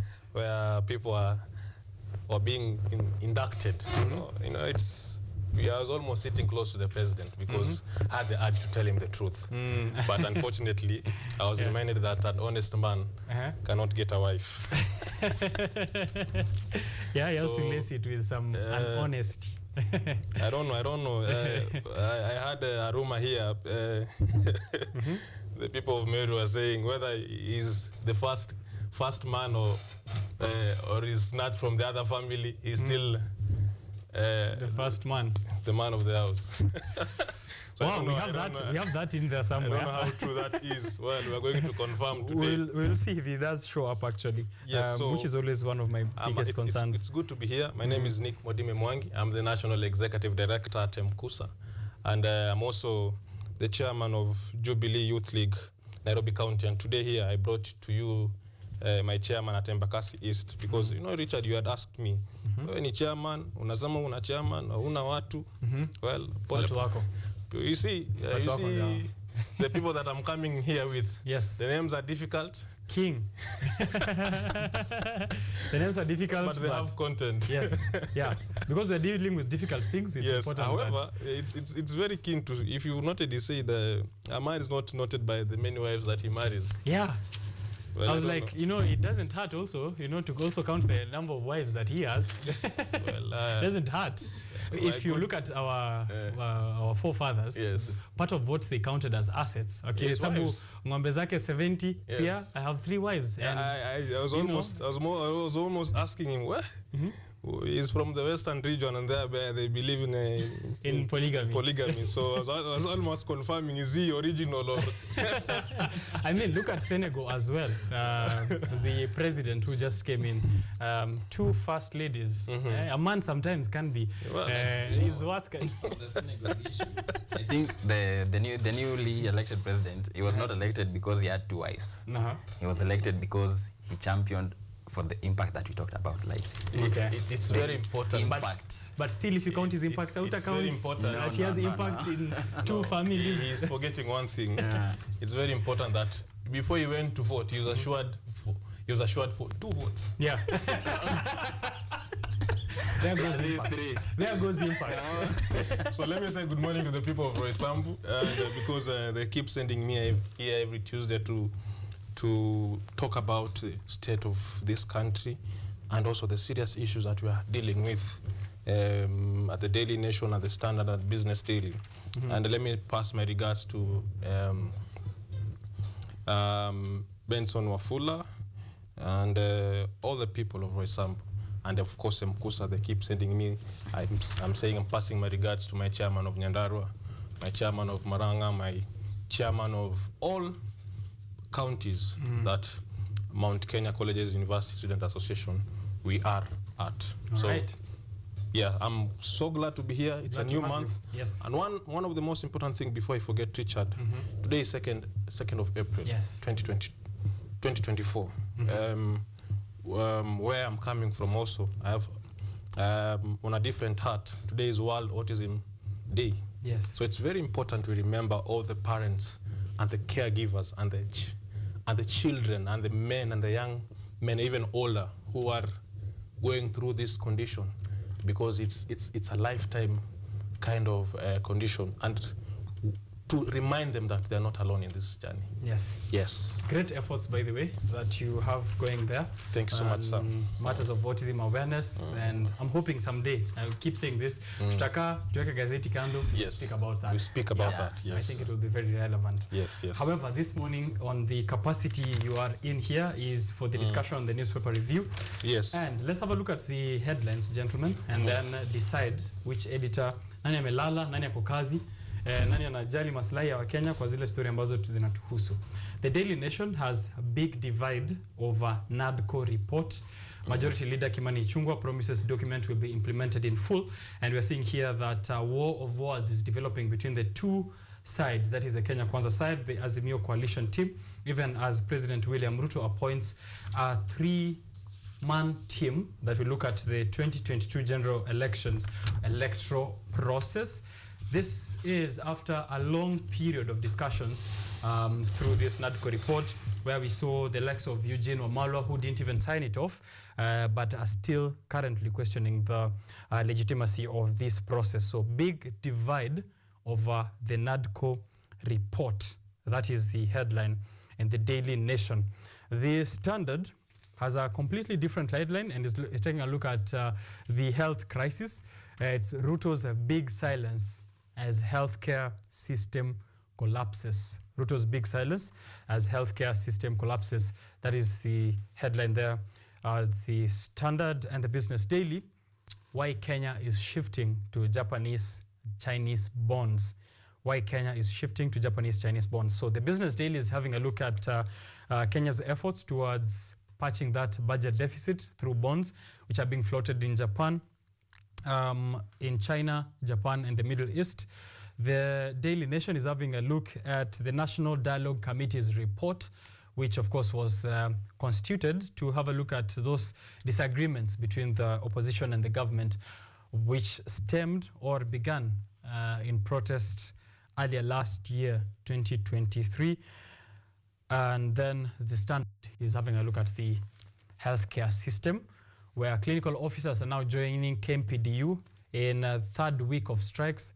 Clinical officers are now in their second day of strikes, if you're counting yesterday and today, and they're saying they will not relent until the government heeds to their call and meets their demands, which were already signed in a CBA from way back in 2017. Gentlemen, looking at those three headlines, the Business Daily, the Daily Nation, and the Standard, ni gani mnasema, tukianza na wewe, Mofas King? Of the three headlines, if you are the boss, which one would you say has done its job in delivering the best this morning? I'll give the Daily Nation a credit. Okay. They have done a nice job, especially on the big divide over the NADCO report. Yeah. But also let me just give Standard, because they have touched on the issue that affect the common mwananchi, the so-called hustler and the mama mboga. It talks about Ruto's big silence as health care system collapses. And his right-hand man is seen there, that is the head of public service, Felix, and the cabinet secretary in charge of the docket, Nakumicha. Okay. Yeah. She will be appearing in our discussions in a short while. Sanik, unasema nani ndo ameweza? I want to second my chairman here. Yeah. I think for a minute there, Daily Nation have improved. I think they had our call. Yeah, you've been hammering down on their presentation. They have today at least they are neat, because unlike Standard today, it looks so chaotic. Yeah, it does. So I will definitely go with the Daily Nation. Daily Nation. Okay. Yes. Big divide over NADCO report, and we're seeing there the Kenya Kwanza team. They're showing sort of a chart where It's President William Ruto huko chini with his team, DP Gachagua, Kalonzo on the other side, Kimani Ichung'wah, I believe, on the other side. And then I think the Kenya Kwanza team for NADCO and the Azimio coalition team. This story is there on a page, where is it? This big divide of a NADCO report. Right, page 4 and 5. It's a spread on Daily Nation. But I feel if we're talking about presentation, the Daily Nation has it. In my opinion, the story that should have taken the day is a story on the Standard, which is Ruto's big silence. And it has been observed even, I think you did mention it sometime back here. Last week, when I started on Tuesday, my panelist also did begin with that, saying that President William Ruto is yet to say anything in regards to the strike that is currently ongoing by medical officers, interns who are, of course, requesting to be posted. And CS Nakumicha, ambaye alisema by April 1st, interns walai wanapostiwa. Aki ya nani? Na sasa tuko tarehe 2, right? And nothing is yet to happen in that Ministry of Health. So the Daily Nation has it in terms of presentation. And Mofas King says that they have it in terms of what they are presenting in the NADCO report. Yes. But it gives kudos to the Standard. However, I have to caution the Business Daily because they keep using the same photo. Oh wow, yeah, that is. So they need to change because we are tired of that photo. This is lazy. Yeah, very lazy. Yeah, they keep using the same photo every time. Yes. Namna gani, editor? Yeah. Yes, this photo of the Treasury Cabinet Secretary Njuguna Ndung'u appears anytime. Yes. If we're speaking about default of loans, that's the photo. Anything Treasury, anything Central Bank of Kenya. We have a Governor Thome there. He thumbs down. Yes. They need to work on that seriously. Thumbs down. Yeah. Tuge. Wali release ni kama mtu alifanya assignment late asubuhi 4 am ndo alituma picha. Alikuwa Vasha. Hata hakuchange jina mwenye alikopia assignment. All right. So where do we begin? The NADCO report. Okay, let's go for it. The NADCO report, page 4 and 5, war of words. As we see it currently, we have a court case at the High Court saying that this report is unconstitutional. Yeah. And there are so many gaps that needed to be fixed before the full implementation of this report. However, yesterday, the Wiper Party leader and the DAP party leader at press conference and said that we are smelling mischief in both sides. They are accusing both ODM party leader Raila Amolo Odinga and Mr. William Ruto, the UDA party leader, on the issues of mischief. And we were having a conversation earlier here with my chairman, and there are so many issues that we really need to report. As a matter of fact, Richard, in our current constituency, we don't have an MP because of no capacity of IBC. Can you imagine that their children... No by-elections yet? No by-elections. Okay. Yet. And it's not just one constituency. It is very sad that we are still having a discussion about issues of development, especially in those constituencies. There is no parliamentary representation. That constituency is bypassed by policies. When MPs are voting on issues, as we'll discuss earlier about tax, that constituency has nobody to represent. Right. And NADCO report has to address issues. That's why we'll see later on issues of audit of the elections, on the issues of how we are going to choose the IBC, the new committee. The constituting the committee, reporting of results, and financing as well, which are key issues of contention. Because I can only imagine that I'm coming, for example, I depend fully on CDF bursaries to go to school. Yeah. What happens to such kids? Good question. I'd like us to take a break and then now come back having a look at this report and more of the other stories. Those are the headlines as you've heard. We'll be back with my panelists to go deeper into the details of this report.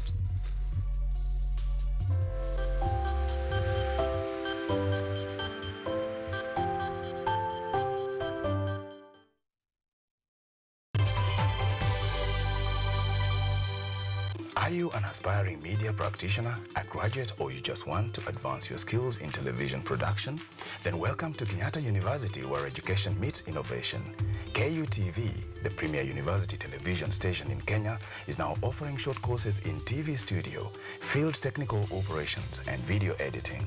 Through these courses, you will acquire hands-on skills on camera operations, media production, lighting techniques, audio-visual editing, and sound and visual control, and how to operate key equipment in modern TV control room. Enroll today at KUTV and discover your full potential in cutting-edge TV broadcasting. Graduates of these courses will receive professional certificates.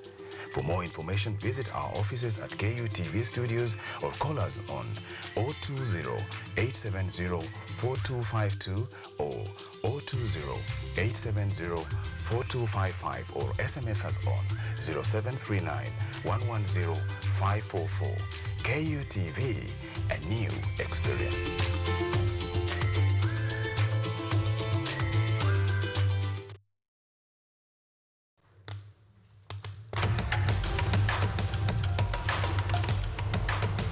Access to knowledge,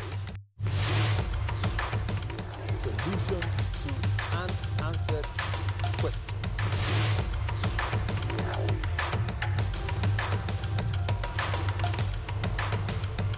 Guidelines to pursuing your rights and repossessing your property, intellectual or material. This and more, only on Law Matters.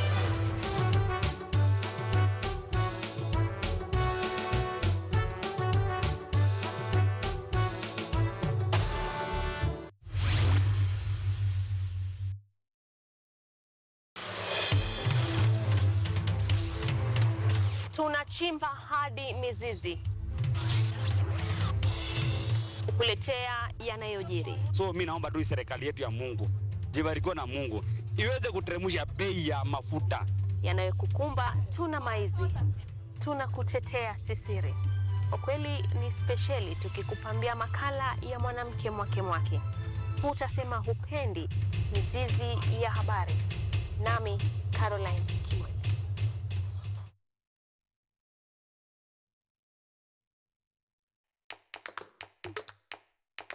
Baada ya kutafuta kazi, tunaweza kuanzisha miradi yetu ambayo ingetusaidia kubadilisha maisha ya wazazi wetu. Kwa vijana wenzangu, wengi hawana kazi, lakini ikiwa sisi wenyewe tutajiamini, tunaweza kujiajiri wenyewe. Afrika kwa kweli tuna mahitaji ambayo ukiyasuluhisha unaweza kuathiri watu kwenye bara hili bila uoga. Watu huwa na uzalishaji zaidi, wanajawa na ujasiri, wanakuwa wabunifu na wanakuwa wenye maarifa. Niliamua kuacha kazi, hata kama sitafanikiwa, nitakuwa nimejaribu, nitakuwa najua haiwezekani. Hakuna kitu cha ajabu hapa. Kila anayepata ufanisi hufanya kazi usiku na mchana. Kitu kitakusukuma na kuwezesha kupata maarifa ambayo hukuwa nayo. Tunajaribu kutengeneza kitu kitakachopita mipaka ya nchi hii. Ikiwa unataka kubadilisha ulimwengu, anza na nyumbani.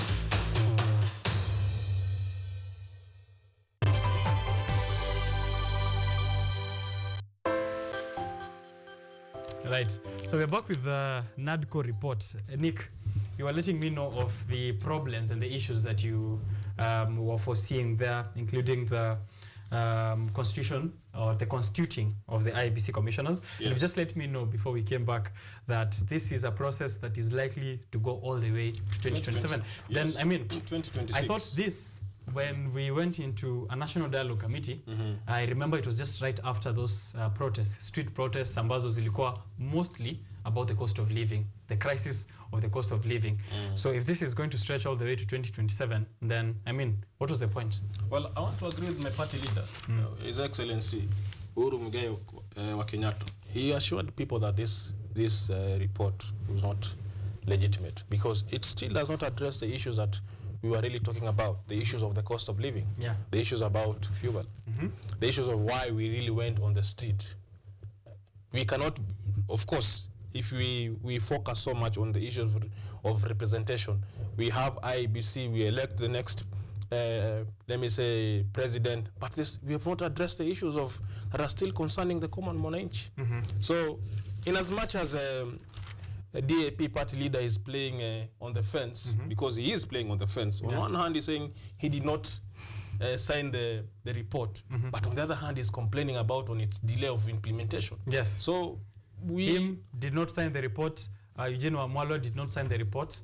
And it is now being pointed towards this court process being an insider kind of ploy to paralyze the operation. Well, as long as I want to agree, because my party leader was true to his word. I'm only concerned with Eugene Wamalwa, the DAP party leader, because he's really playing with the lives of people, especially where he's coming from. Because the people of Bungoma are seriously concerned on his stand, because he's working on funeral services and on wedding services, saying that he has not signed reports. But on the other hand, he's complaining in Machakos that the report is being delayed. So one wants to wonder that such leaders, what are they really representing? On which side are they? On which side are they on, really? You understand? Yes. Because the issue of 16% on milk and bread is still under discussion. Yes. Mofas, yes, I have two questions here. This is also tying down to some of the statements Nick is pointing towards. I have a statement here from Mr. Musyoka, that is Kalonzo Musyoka, Wiper Party leader, saying Kenyans are tired and they will come out like the Senegalese. Former Prime Minister Raila Odinga and President William Ruto need to come out and give directions. Otherwise, we will see that they have misused us. I have an issue on the use of such phrases, which happens especially with our leaders. Now we have a recent election from Senegal, so now that is likely to show up in some of these statements. Let's be like Senegal, let's do this. It seems like we always want something to copy or something to try and emulate or to show that this is the direction. And it's notorious with Kalonzo Musyoka. I just have to point it out. There's that which takes away from the core issues of this report. So now we have a situation where it's a blame game. Oh, nyinyi mmetupeleka koti, nyinyi hamsemi hivi, nyinyi hamku sign. Sisi tutakuwa kama Senegal very soon. It's kind of distraction, right? And the second thing is on President William Ruto. How big of a hand do you think he has in this whole process? First, from the court process, which they say is going to paralyze the implementation of this NADCO report, but as well as Nick saying that this is likely to stretch all the way to 2026, 2027. Do you think it's something that he had in mind beginning, way before even this strikes, before the protest, before NADCO? Thank you very much. First thing first, I want to say that the Wiper Party leader is being cynical by claiming that we'll go the Senegalese way. Remember, the recently elected Senegal president is 44 years old, meaning that if we were to go the Senegalese way, our next presidential candidate should be 44 or below. Which means they shouldn't vie. They shouldn't vie. First thing first, if he's really honest, he should stop the campaigns that he's having right now and support a young person. Support a young person. That's the first thing we are saying. And he should stop double speaking from both sides of his mouth. That on the other hand is mentioning Senegal, yet is acting like Museveni. That should stop. Then on the NADCO report, personally, I want us to go back a little bit and see what led to the formation of the NADCO report. The NADCO committee. I remember after the general elections, people went into healing from August to around, I think it was December. Then come January, it was when the protest started. And during that time, the cost of living was unbearable for many Kenyans. Many Kenyans could not afford 3 meals a day. Many could not afford school fees. Healthcare was a crisis in this country. You understand? And that's what led these people to go to the streets. And it ended up into the formation of the NADCO committee. And it even attracted the international attention. We saw the former Nigerian president, Obasanjo, who sat the two leaders, the president and the former premier, Raila Odinga, and they agreed on formation of the NADCO committee. Now, they sat down and they discussed issues. Now, to my surprise, when you look at the NADCO report, issues that were discussed were not the things that took us to the street. You see the formation of the premier's post with the budget from the government, formation of the office of the official opposition leader being funded by the government, A, B, C, D, and D. And in that report, I've read it, there's not a single where I've seen on policies, ideologies, and ideas on how the cost of living for a common Kenyan can be reduced, on how healthcare can be made affordable to all Kenyans in general, on how education can be made to all children of this country. Yeah. I'll want to first congratulate President William Ruto for playing the cards right, because he knew these people, one thing, their stomach was they were hungry. They were hungry. Yeah. So so is there a likelihood that there was an underwater handshake between Raila Odinga and President Ruto, given in how they've been moving, them meeting Obasanjo during that time, which could be considered a handshake? They met with Museveni recently. Yeah, there was an underwater handshake, let me say so, but I remember one time Moses Kuria said that Raila Odinga is an opposition figure, but is in the Oma part of the opposition. And we're in the Oma part of something, you always get the goodies. The people who are in the cold and the likes of Kalonzo and Wamalwa. Just going back to the question, we see that Ruto's hand on the NADCO report. We know Ruto, myself, personally, I wouldn't call him a smart guy as many Kenyans regard him. I'll call him a mkora, a political mkora, who plays his cards in the cunning way, you understand? You remember very well that if we go back to history, William Ruto's history is been a cunning person from his teenhood to his campus days to YK92, you understand? Yes. So personally, I expected nothing different. I'm even surprised that the likes of Wamalwa and Kalonzo are on the street yapping that, oh, we are seeing that the government are not having good intention with this. Yes, but remember, they were warned. You remember during all these committee meetings, the likes of Ichungwa, Ndindi Nyoro, and Gachagua, they were on church podium saying that we don't see the need of the committee because Kenyans already spoke on 8th of August. Remember, the elections were so divisive, you understand? Massive rigging, and people are even questioning the president's legitimacy, you understand? So from there on, if these people are wise, they will have withdrawn from the committee and gone back to the street to say that they want A, B, C, D and to address. But they took it upon themselves to put their stomachs ahead. Right. Eugene Wamalwa, however, says that since he didn't sign the report, he didn't receive the remuneration. So which means, hajakula kitu bado. So he never signed, but during the discussions, he was there. He was there. Yes. If indeed he had the intentions of Kenyans at heart, first thing first, he will have withdrawn from the committee and said that the things that we are discussing there are not at the Kenyans' interest. Right. They are at our personal interest. But coming out later and saying that A, B, C, and D is happening, and that's why I did not append my signature on the report. I never received my, what do we call it, the budget. Remember the committee was allocated a budget. Yeah, I never received the money that the people who sat there were giving, you understand? Yeah. It's being cynical, it's being confusing and shambolic in his speech. Right. And personally, I want to say that the NADCO report, personally, it's not different from the BBI. It's only that the players have changed.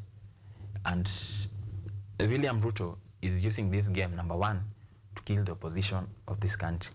He wants to remain in power, to continue remaining in power till 2032.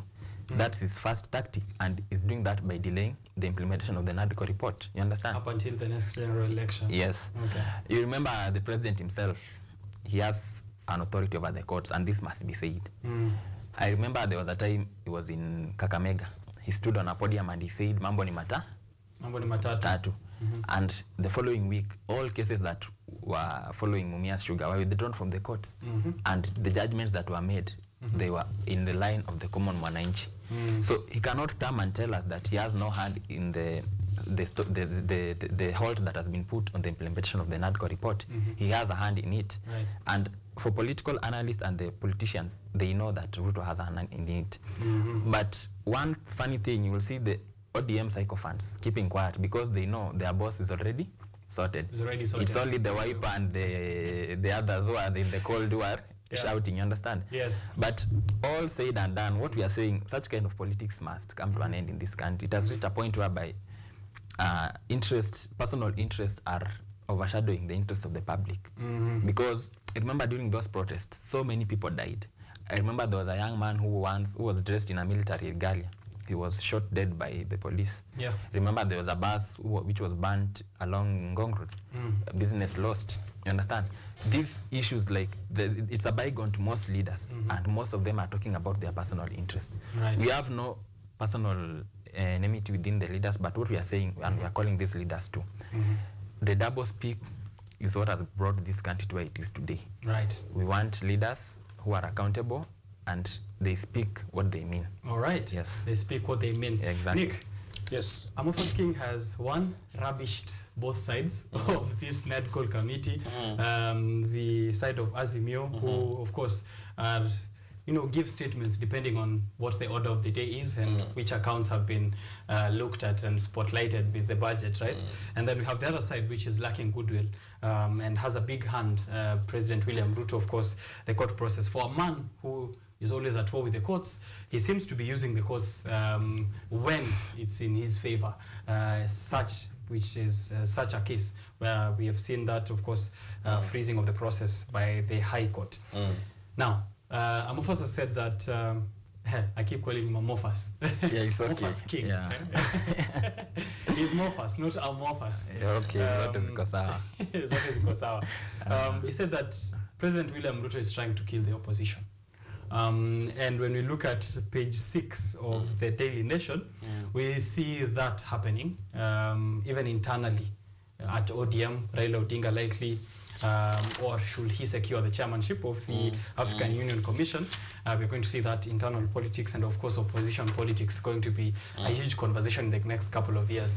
And I'm seeing from where I'm sitting at, this is going to be as well a huge distraction to the opposition. They'll be focusing so much on the internal politics and the business of course, being the watchdogs and looking at the NADCO report between now and 2027 is going to be a bit problematic. I could be wrong. You can correct me on that. What do you see is going to be the direction, especially for opposition politics, as putting this into perspective? Well, Richard, I think my first point will be what I can clearly see is Kalonzo, the Wiper Party leader, is trying to take a step as a new official opposition leader. However, it clearly shows there's a huge split between Azimio leaders. And for a minute there, you definitely cannot see Martha Karua in all these succession talks. Because I think Martha Karua has been crying from the word go that the objective of this report was a facade. And it seemed only to benefit the big boys for top jobs. And two, the issue of Kenya Kwanza, as President Ruto is trying to portray, they are still solid. You can clearly see that Azimio is breaking part day by day. However, you can now see that now there are formations of Azimio. There is now the ODM side. Now there is now the Kalonzo side. Clearly you see that the Wiper leader and the DAP leader are working together in different parts of the country. However, so it seems Azimio is ODM? Well, ODM has a majority of members of parliament and members of Senate and also governors compared to other parties. Coalitions are formed by numbers. And the top coalition in Azimio was ODM party, followed by Wiper, then Jubilee party. And over the days, because the Wiper leader is crying for us as well, calling for people to go on the street. I can only sympathize because he himself cannot lead the Kamba nation to the street, sadly to speak, because he's a leader from the Kamba nation. He cannot manage to call even a single one of them to the street.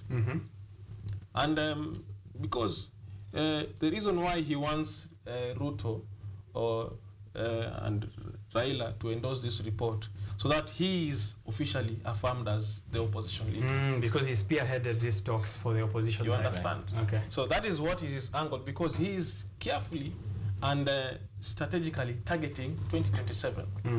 And that is why you see Kimani Ichung'wah telling him also the issue of affording housing is also on the report, and it's still on the, it's still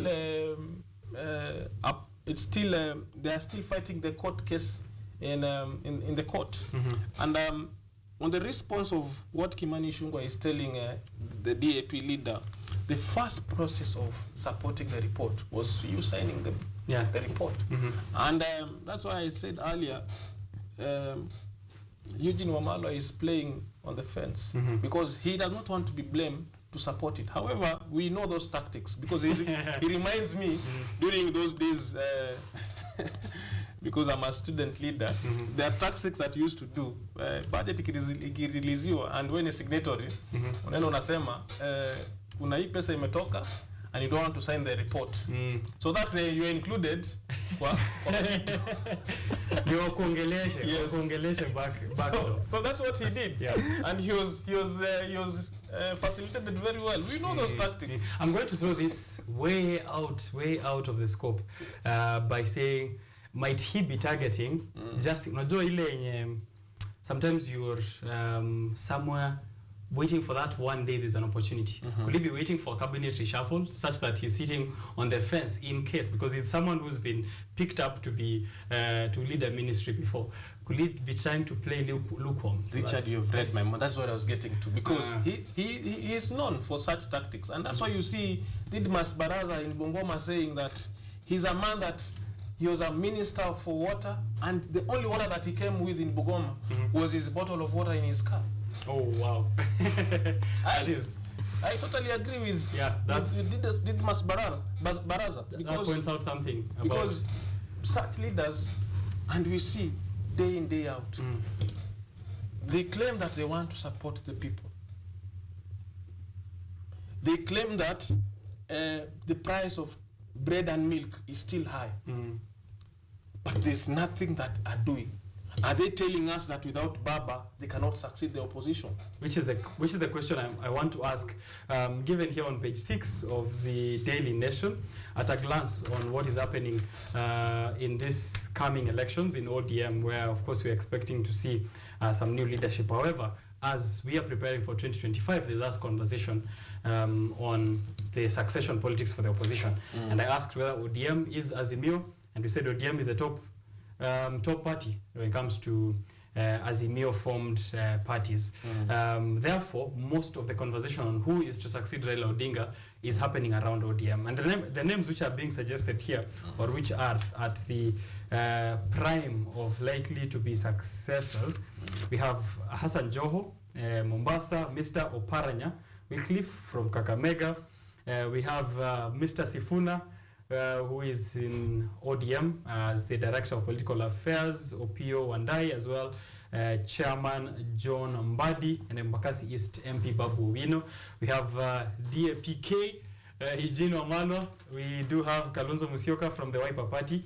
But one thing I have to note, as King picks it up there, Dick amesema someone like Kalonzo Musyoka cannot rally his own people for something without the help of Raila Amolo Odinga. In the list that we have mentioned there, is there anyone who can either way? In the list that personally I would echo that Kalonzo is not a talk in the opposition politics. He isn't? He's not a talk personally.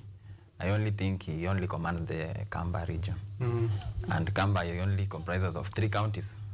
47 minus 3, that is 44. So where does the 44 counties remain? Even if you ask Kalonzo today who is the governor of Garissa, he doesn't know. Who is the governor of Wajir, he doesn't know. So in opposition, Kalonzo is an ex. He's just there to keep himself relevant in the political field now that he feels he's still young. Yeah. Yeah.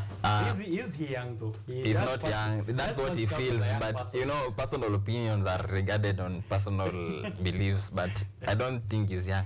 Now, on the succession politics, I've seen some funny names that have been mentioned here. First thing first, I've seen. It surprises me that the person who tops the list is Hassan Joho. Come on, it was likely to be the CS lands de facto. Yeah, he was even already he already said that first thing nikiingia ile shamba Ruto iko kwa Tana River 2000 acres inarudishwa wananchi. Anyway, all said and done, what I personally say, the names that have been mentioned here, let me analyze them at personal level. Joho, ODM itself is too big for him. And when you look at the history of the former Mombasa governor, he has been an MP for No, he has been an MP in Mombasa from 2005 by election to 2013. Then he succeeded as the first governor of Mombasa County. That's the political history. But when we have other issues, remember there was even a scandal that this is a man who scored a D. D meaning disappointed, disadvantaged. The academic board. Yeah, disappointed, disadvantaged, all the bad devil, like. So I don't think he can be the next person for ODM. Oparanya, I'll give him a 50-50%. Now, then just go back to Joho. In the just concluded general election, if you want to know this leader is a crook, the current government, UDA, managed to garner 44% of the votes from the coastal region. Now, this is a person that some few coastal region leaders are claiming that he's fit to succeed ODM when he cannot even deliver 60% of the vote base to ODM. You understand? From his own backyard. Yes. So I'll disqualify him at the go, and also his history. Everyone knows where the accusation that has been laid against him, and it's on the public domain. He's on the investigation list of the CIA. But it seems to be a qualifying factor when it comes to Kenyan politics for you to have a But we are changing it. We are changing it. Yeah. That it was a qualifying past in the past. That's why the likes of Kabogo, Waititu, Sonko, and him were in the seat. But going forward, we are changing the narrative. we know the leaders we want. All right. Oparanya, I'll give him a maybe, but he's too old. He was a good governor. He did a nice job in Kakamega. Remember, during the rankings by Infotrack and Mizani, over the 10 years he was there, he never missed the top 5. So, me personally, I'm a leader who believed on track record. Like, what have you done in the past that can show you, if we give you this post, you'll deliver in the future. So, I'll give Oparanya 50-50. Then also, mind you, he has the vote-based region of Western. In Western, he managed to deliver 4 governors. He delivered Busia, Kakamega, Vihiga, and Trans Nzoia, though in DAP. You understand? So that's something that shows some sort of command from your base. You know, you cannot be a leader, you cannot claim to be a leader in the national interest while at your home you are being fought left, right, and center. So Oparanya, I'll give him a credit for, but he's too old. I don't think we are at a point whereby Kenya needs 2 old men to lead us. Only old men. Yeah, that should disqualify him from the seat. Sifuna is what we call the political kiriku. Yeah, political kiriku, and that does not make you a leader. Speaking and yapping on live televisions, yes. Right. Yet Nairobi is in disguise, is not taking any action against the governor. That does not make you a leader. Plus, remember, Sifuna only won because of the party. He doesn't command the base. He has failed election twice. Remember, he failed for nominations in his backyard, back in Western Uko. Before he vied for Senate. For Senate in Nairobi. Yes. So that shows that. And personally, Nairobi, he won because of the party, not because of Sifuna as a brand. You understand? Right. Yes. So I don't believe he should be even in the list. He's too young. Maybe he should do a lot, and let us see how he handles the current incompetent governor of Nairobi, Sakaja. Yes. Okay. Going to podcast and live shows. Just mentioning names and say they are not doing this, A, B, C, D, and D. As the senator, what are you doing? So that's where we should go. Okay. Babu Owino is the next ODM leader, but only if he takes the following into action. Let's go back to history. Remember when Raila Odinga wanted to take over the opposition, he quit the then political party that he was in, that Ford Kenya. Remember there was even wrangle with the late Wamalwa Kijana. That was in 1997. He resigned from the Lang'ata constituency seat and formed his own party. And he went back, you understand? So I believe that for you to be branded as a leader who intends to forge your own path. Yeah, you need to forge your own path. ODM already has its own history and it will remain there. You don't need another people in ODM. For Babu Owino to be the next leader, I think it's time he takes the mantle and risk. In politics, it's about risk. I don't know, he's too afraid or what, but he's riding on the ODM leverage, you understand? Instead of ODM riding in him, you understand? Okay. So I feel like Babu will be the next, but only if number one, he decides to take his own path and say that I'm capable and I can do this. And let me just go back to history. If you look at the world politics, remember, let's take a look at South Africa. Julius Malema of South Africa. Remember, he was a former the Youth League chairman of the ANC until he was expelled. He channeled his own political party called the Economic Freedom Fighters, EFF. Right now, they're giving ANC, they're not sleepy, you understand? Going back to Uganda, Bobi Wine, there's not a single day he slept in the same bed with the likes of Museveni and Besigye. He formed his own space. And even going back to history, the likes of Fidel Castro, all these revolutionary people you see Babu Owino is claiming to be. You cannot be preaching water and drinking konyagi. He needs to preach water and drink water. If indeed intends to take this country forward, he needs to form his own path, he needs to drive his own policies and come up as his own brand, not as an ODM young tack. Yeah, we need Babu Owino as his own brand and we will be there to support him if we see he's capable. Succession politics, he's called them funny names, especially the ones that are on top of the list. Joho, Sifuna, a Chatterhead. I said it's just going around in podcasts and TV shows mentioning names. Nick, I don't know what you feel about the succession politics. I'm of different opinion, Richard. Okay. Because I told you before, Baba has a way to always stay on the top of the newsline. Yeah. One thing that people are not considering is Baba may not even actually resign in ODM. Yeah. Because 2025 is the election period for AUC, right? He could resign even in 1 year. A Mandela moment. Because from the people of Nyanza, this will be a huge achievement. Because when Baba is just the president of Africa, it's a topic conversation. I'm thinking it as a good political tool for 2027 for him. Because if he manages successfully to take AUC, then it's a high possibility for him to take government in 2027. So he could use this as a way of still he's using it as a way of consolidating so many people. Remember, he's not building popularity because he's already popular. He's just consolidating. Yes, he's consolidating. Remember, there's one emotion that is very, very dangerous when it comes to the ballot. Not even hope, but anger. In 2002, so many people were angry to remove who? Moi. In 2007, so many people were angry to remove who? Mwai Kibaki. In 2022, people from Mount Kenya, where I come from, were so angry to remove who?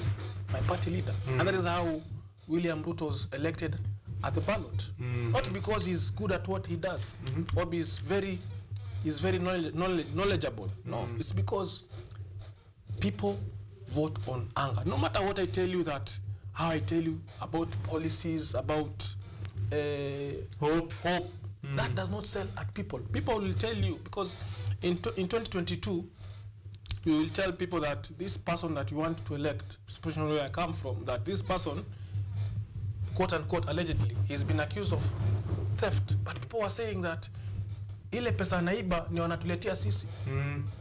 Because when anger enters your head, you forget all reason. And what Baba is trying to do he's trying to allow people to get angry. Okay. Because come 2027, I assure you, it will be very difficult for Ruto to save himself. Because people are getting angry, and I said it here, angrier and angrier by the day. Right. And it's very unfortunate that because Baba knows to play the game, it is very timely that Joho woke up all of a sudden. Oparanya is very busy also doing the same thing. Because I foresee a case saying that they are co-party leaders until he comes back from AUC.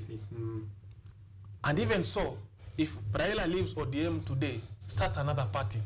That will be the party of the opposition. Kindly, just a moment.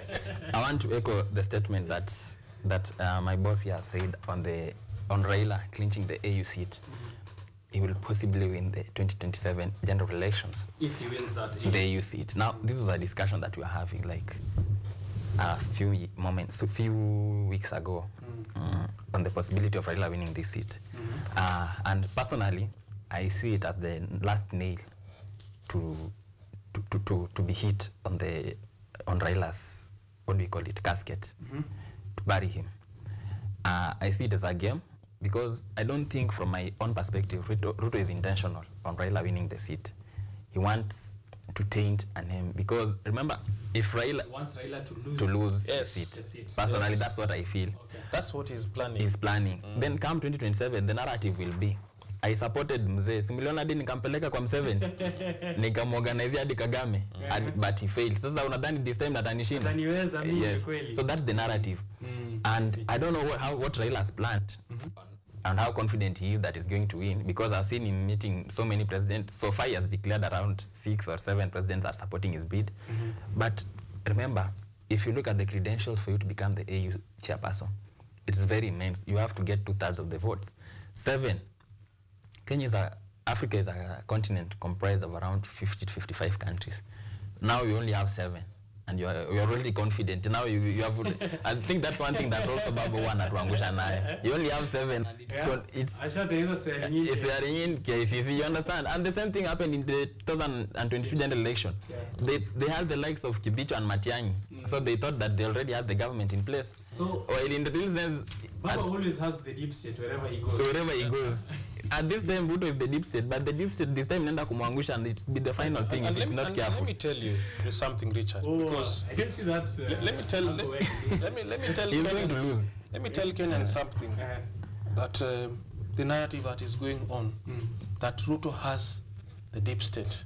I want to remind Kenyans, we had the deep states and we lost to Ruto. It is very much possible for him to lose come 2027. And I assure you, it is our anger for lack of bread, for lack of milk, for high taxes, for being forced to pay for affordable housing bills, for lack of an education funding model that works. Right? Today, I woke up in the morning, I was being briefed about Chavakali boys on accident on Kisumu County, Mamboleo roundabout. The other day, I saw our people here in KU. I saw our people in Moi University. These things we're not discussing. They are very busy organizing football tournaments in Thika, as you have seen. And pledging $1 million shillings. And you understand? And we want to tell Kenyans, especially our young people, our anger right now, let us preserve it on the ballot. Okay. Because unlike what I would want to disagree with my chairman of Embakasi East, Sifuna knows what he's doing, because he has understood that, especially in Nairobi, most people are coming from the work perceptions here in Nairobi, especially here in Nairobi. People listen to those podcasts.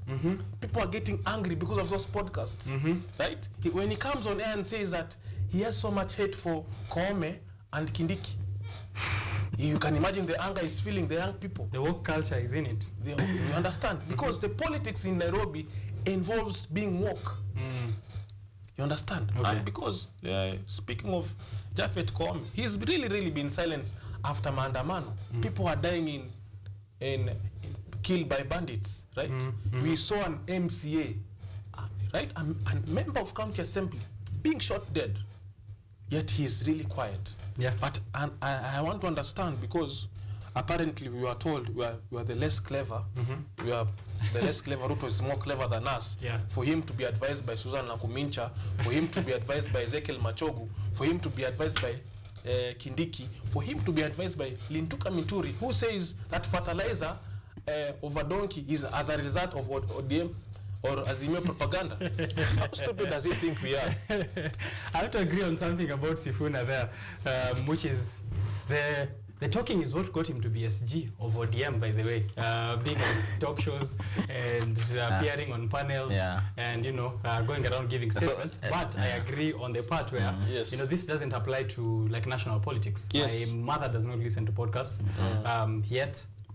But one thing you have to understand, you know, one thing you have to understand, especially here in Nairobi, technology is influencing votes. Yeah, that's true. And it's going to, especially by 2027. I want you to take your time, because it's how Governor Sakaja came in. Yes, into power. it is how Sakaja came into power. Yeah. Because people are saying that akona dimples. Right now, they cannot afford those dimples to give them food. Right? We voted in for the sake of dimples. Right. We saw him saying that he's allocated money for boats during flooding. We didn't even see those boats. But the boats apparently have been bought. Today in the morning, I saw a clip saying that Kanjos should arrest those people who are filming them. Yes. You understand? It is the cost of us voting as young people. Voting charterheads. And I want to caution, because again, it is a responsibility of all of us young people. Most people who vote in Nairobi are not those people who spend so much time on not listening to news. No, there are people who are always on social media. We might take very little concern about what Edwin Sifuna is doing, but I can see from a political angle from afar, because today we have had Kenya Kwanza sanctioning their members of parliament not to appear in TV panels with TV, right? It means whatever he's doing is working, right?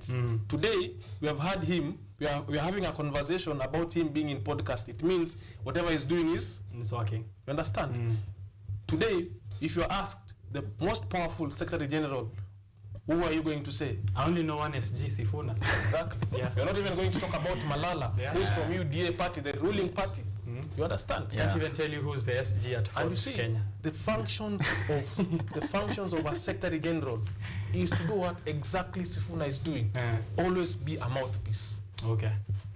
You had something to say before we move away from this story? Yeah, just to let's finalize this story. I want to say something. Someone once said that when your head is too big, you cannot miss a blow. Irrespective It's of too big, you cannot miss? a blow. On a lighter note, because Sifuna said in Nyeri that he was accused that all his body parts are big. Sifuna aside, what we are saying here, the Kenya Kwanza government head is too big. You understand? Yes. Just to highlight a few issues that my boss here have mentioned on the likes of the donkey poops being distributed as fertilizer. And it's propaganda from ODM. From propaganda from ODM. To some extent. Now I'm narrowing down to like, do we have a government here? Because if you look at the cabinet secretaries we have right now, let me just take an example of Kindiki. Personally, I heard some people saying that when Kindiki speaks, it's like he's singing a lullaby to the bandits. Like they want to listen to him every time. That he, oh, we are coming there. That's the kind of interior ministry I have, minister in this country. You remember the Matiang'i days? He's coming for them. He's coming for them. You understand? You remember the Matiang'i days? When Matiang'i could roar and you are a bandit somewhere. you know he's coming for you. You know he's coming for you. You understand? Kindiki aside, now that he is the lullaby singer of the bandits, let's go back to this Nakumicha. Do you know, like Nakumicha's law of operation, he claims she's a doctor. But when we dug into her academic background, the woman has 2 diplomas and a master's degree. And in the Kenyan education model, we know that for you to get a master's degree, you must have an undergraduate degree. Yes. You understand? One thing also that is surprising me is that Nakumicha is a graduate from a university in Turkey. She claims that she did an online degree in pharmacy. Personally, we know how pharmacy degrees involves practicals. Now, we are questioning, how did she arrive to do the practicals now that it was an online degree? You understand? So it's a government made of quacks. It's shambolic. They don't know what they want. They cannot differentiate their left from their right. Going to the deputy president, I heard that pronouncing his name was too difficult until the name had to be shortened from Rigathi Gachagua to Rigiji, so that he can even pronounce his own name. That's the second person in power. You understand? That's our deputy president. That we expect if something happens to Ruto, will take over. You understand? So we are having quacks, confused individuals claiming to know, yet they know nothing. Is the president aware that now I'm coming? I'm coming there. Okay. The argument under which this government was formed was that wewe tukusaidia ukuwe rais, zingine tuachie sisi. Yes, that's where you see the agriculture ministry. I think the largest docket, the largest minister, according to me right now. It is the highest grossing docket as well in revenues. Revenues, you understand? Yes. We have never even had a statement like what are they planning to do? Only for the cabinet secretary to appear when farmers are complaining, and even videos are circulating. I have around 10 videos, not from Bungoma, everywhere. People showing dank poops. Even in extreme cases, we have seen dried human feces in those fertilizers that they are claiming that they're selling to people. That's how the serious situation. And when he appears, do you know whom the blame is shot at?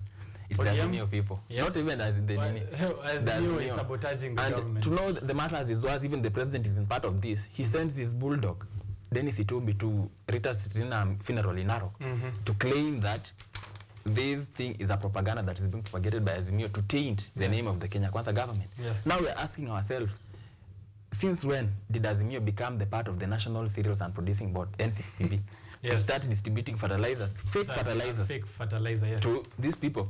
And if they think it's a propaganda, we want to tell the government that those fertilizers that you are claiming that are not fake, we might take the initiative to go around the country, collect them, and to come and dump them at State House, so that you believe that indeed these fertilizers are fake. You understand? And this issue of trying to throw blame and not taking the responsibility, it's a bygone in this country, and it should be taken. Right. And do you know the crisis that is facing this country now that the fertilizers have not been distributed? In the next 4 or 3 months to come, the cost of unga might shoot up even to 250, because the production has been compromised. Yes. There is no fertilizer. Even in some cases, there is no mechanisms to make sure irrigation. And the minister is very quiet. You understand? Yeah. And to make funny things, to know how incompetent this current minister is, even his ex-wife, the MP for, I don't know which one. Yes. She said it on a live television. She was asked that, do you see the agriculture minister as incompetent? She replied that, yes, this man is incompetent. Now, this is a woman who has slept with the same bed with the minister, claiming that he's incompetent. Now, when us as when we claim he's incompetent, we are saying, oh, it's blame game. No, those things have to come. Even from in his bedroom. In his own bedroom, amesema ako incompetent. When, as we say he's incompetent, it becomes some sort of a blame game. Understand? Well, yes. I'll bring it. It is 9:53 in the morning. Yes. And before Sanik picks it up, I want to tell you guys we have 4 minutes, so up to 9:57. I'll bring it on a logical kind of perspective. Yes. So that Kenyans understand. We are currently experiencing what kind of rains, Richard? Heavy rains. Heavy rains, right? Our farmers, we rely heavily on agriculture for food production in this country, right? Our farmers are currently late in the planting season. So what does it mean on food supply and production? Yes. Low. Right? What does it mean on when it comes to the increase of food shortage? High, right? What does it mean on drought season that is coming? We are going to expect countries such as UK, USA, China to provide us food. What does it mean on the Kenyan population? We become dependency to expect the Kenya Kwanza government to come food and play hero on our misery. Right. Understand? So that is how dangerous this situation that it might look so lightly, but if you think of it carefully on matters of food production. sabotaged by the government itself. Exactly. Yeah, and it's intentional. That is what my chairman And is it's saying. intentional. It is very much intentional Yeah. that these people are focusing on finishing us. And probably don't know, Richard, the government of Russia gave up to 12 million bags of fertilizers free of charge. As we speak, none can be accounted that has been given that fertilizer. And it was a big promise of the KK government coming into power that agriculture, subsidized fertilizer, and farmers' issues are the number one thing that we have to look at. The manifesto was written by other people, and the people implementing it are completely different. Yeah. Yes. So this also ties into that big silence which we were to talk about on the health sector. Ruto's big silence. KMPDU are in their third week of strike. Clinical officers have joined them. I'd like just one comment each because we are way far behind time. Just one comment on that public health crisis. Keep it short, please. And then we can wrap this segment. I would want to encourage the doctors and the clinical officers to continue the strike to make sure their rights are met, because you cannot have a government that a president wears a jacket worth 5 million, then you claim you cannot have money to post interns. We know all of us are aware what these young people go through to become certified doctors, only for you to be given a salary equivalent to that of a senior G4S security officer. It's like these people are discrediting education. So I'm in support, and if they want me on the street also, I'll put on a lab coat from the butcher, my butcher guy, and join them. Your Mutura guy. Yes, yeah. Tuendelee na hiyo maneno. Kabisa. Thank you very much. I heard the deputy party leader of ODM, Wycliffe Oparanya. He said that the medical doctors, they scored A's and A minors, and he was really concerned, and he told Nakumincha straight to his face, I don't want to be accused for disrespecting Nakumincha. But Wycliffe Oparanya said he's not so sure on what she got, and the decision that she's making seemed to be very unclever.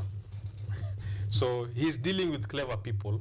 So he should listen he should listen to clever people only. However, that aside,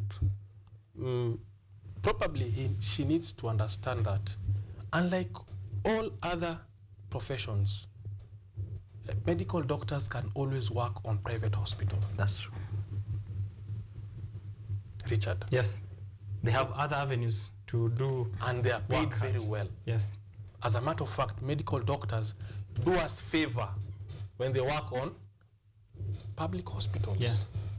Because if you walk into MP Shah, if you walk into Aga Khan Hospital, you're going to find them there working. Yeah. So they can prolong this strike as much as they can. So it's a very sad state. And I don't expect the president to talk. I expect Nakumincha to do her work. Yes, to do her work. Yes. And so the president as well. We are facing a public health crisis, and we hope that something will give. Let me close because of time. I'll be the one to do the last quote here. Thank you very much, gentlemen. Yes. Once more for coming through. The final thing, goodbye to our viewers. Definitely. Yes, that's the chance now I'm giving you to do that. Our parting shot is that Kenyans, we are speaking, not here to entertain you, but what we are saying are facts. Facts and truth. And from your, I think most of you are watching us. I can sure most of you yesterday slept hungry. Today you cannot go to the hospital. And if you may decide that maybe you go to school, you might get some food there. Also, you cannot afford the school fee, so they cannot allow you to pass through the gate. So what you are calling for Kenyans is that embrace yourself, and we are saying that it's high time this shenanigan come to an end. It's high time that we take the leadership into our own hands and make sure that we change this country once and for all. The narrative that, oh, A, B, C, and D is the suitable candidate for us, no. We are the suitable candidate for ourselves. Let's embrace ourselves and let's plan for a better future. Thank you, Kenyans. Thank you very much there. Nick? Allow me to say thank you so much, Richard, to you, and also to the camera guys, and also to Director Ryan for continuously allowing us to be part of this production team. And then let me say thank you to the people of Mkusa, to my national chairman, Faris Jen, to my national treasurer, President Eston Maina. These are honorable men that we work with at MKUSA and the entire MKUSA fraternity. And then finally, thank you so much to the people of Roysambu and people of Nairobi. Thank you also to my chairman for heeding this call. All right. Asante. Thank you, gentlemen, for creating time for us this morning. It's almost 10 a.m., so I have nothing much to say, but thank you for creating time for KUTV Rise today. We'll be back here next week on Tuesday. On Monday, Current Blessing, Art and Culture. Alafu mimi Biashara Tuesday hapa every Tuesday morning. The quote at the back of the Business Daily today comes from Winston Churchill. I have to say I don't like to quote Winston Churchill, but let me just do it because the Business Daily has it. It is better to do something than to do nothing while waiting to do everything. It is better to do something than to do nothing while waiting to do everything. Think about it. May you have a successful week. May your jokes be high. May your profits be higher so that you can laugh all the way to the bank. My name is Richard OKONYE. I'll see you around. Wake up early, in a good mood, light up the Bob Marley, hit up my cheese.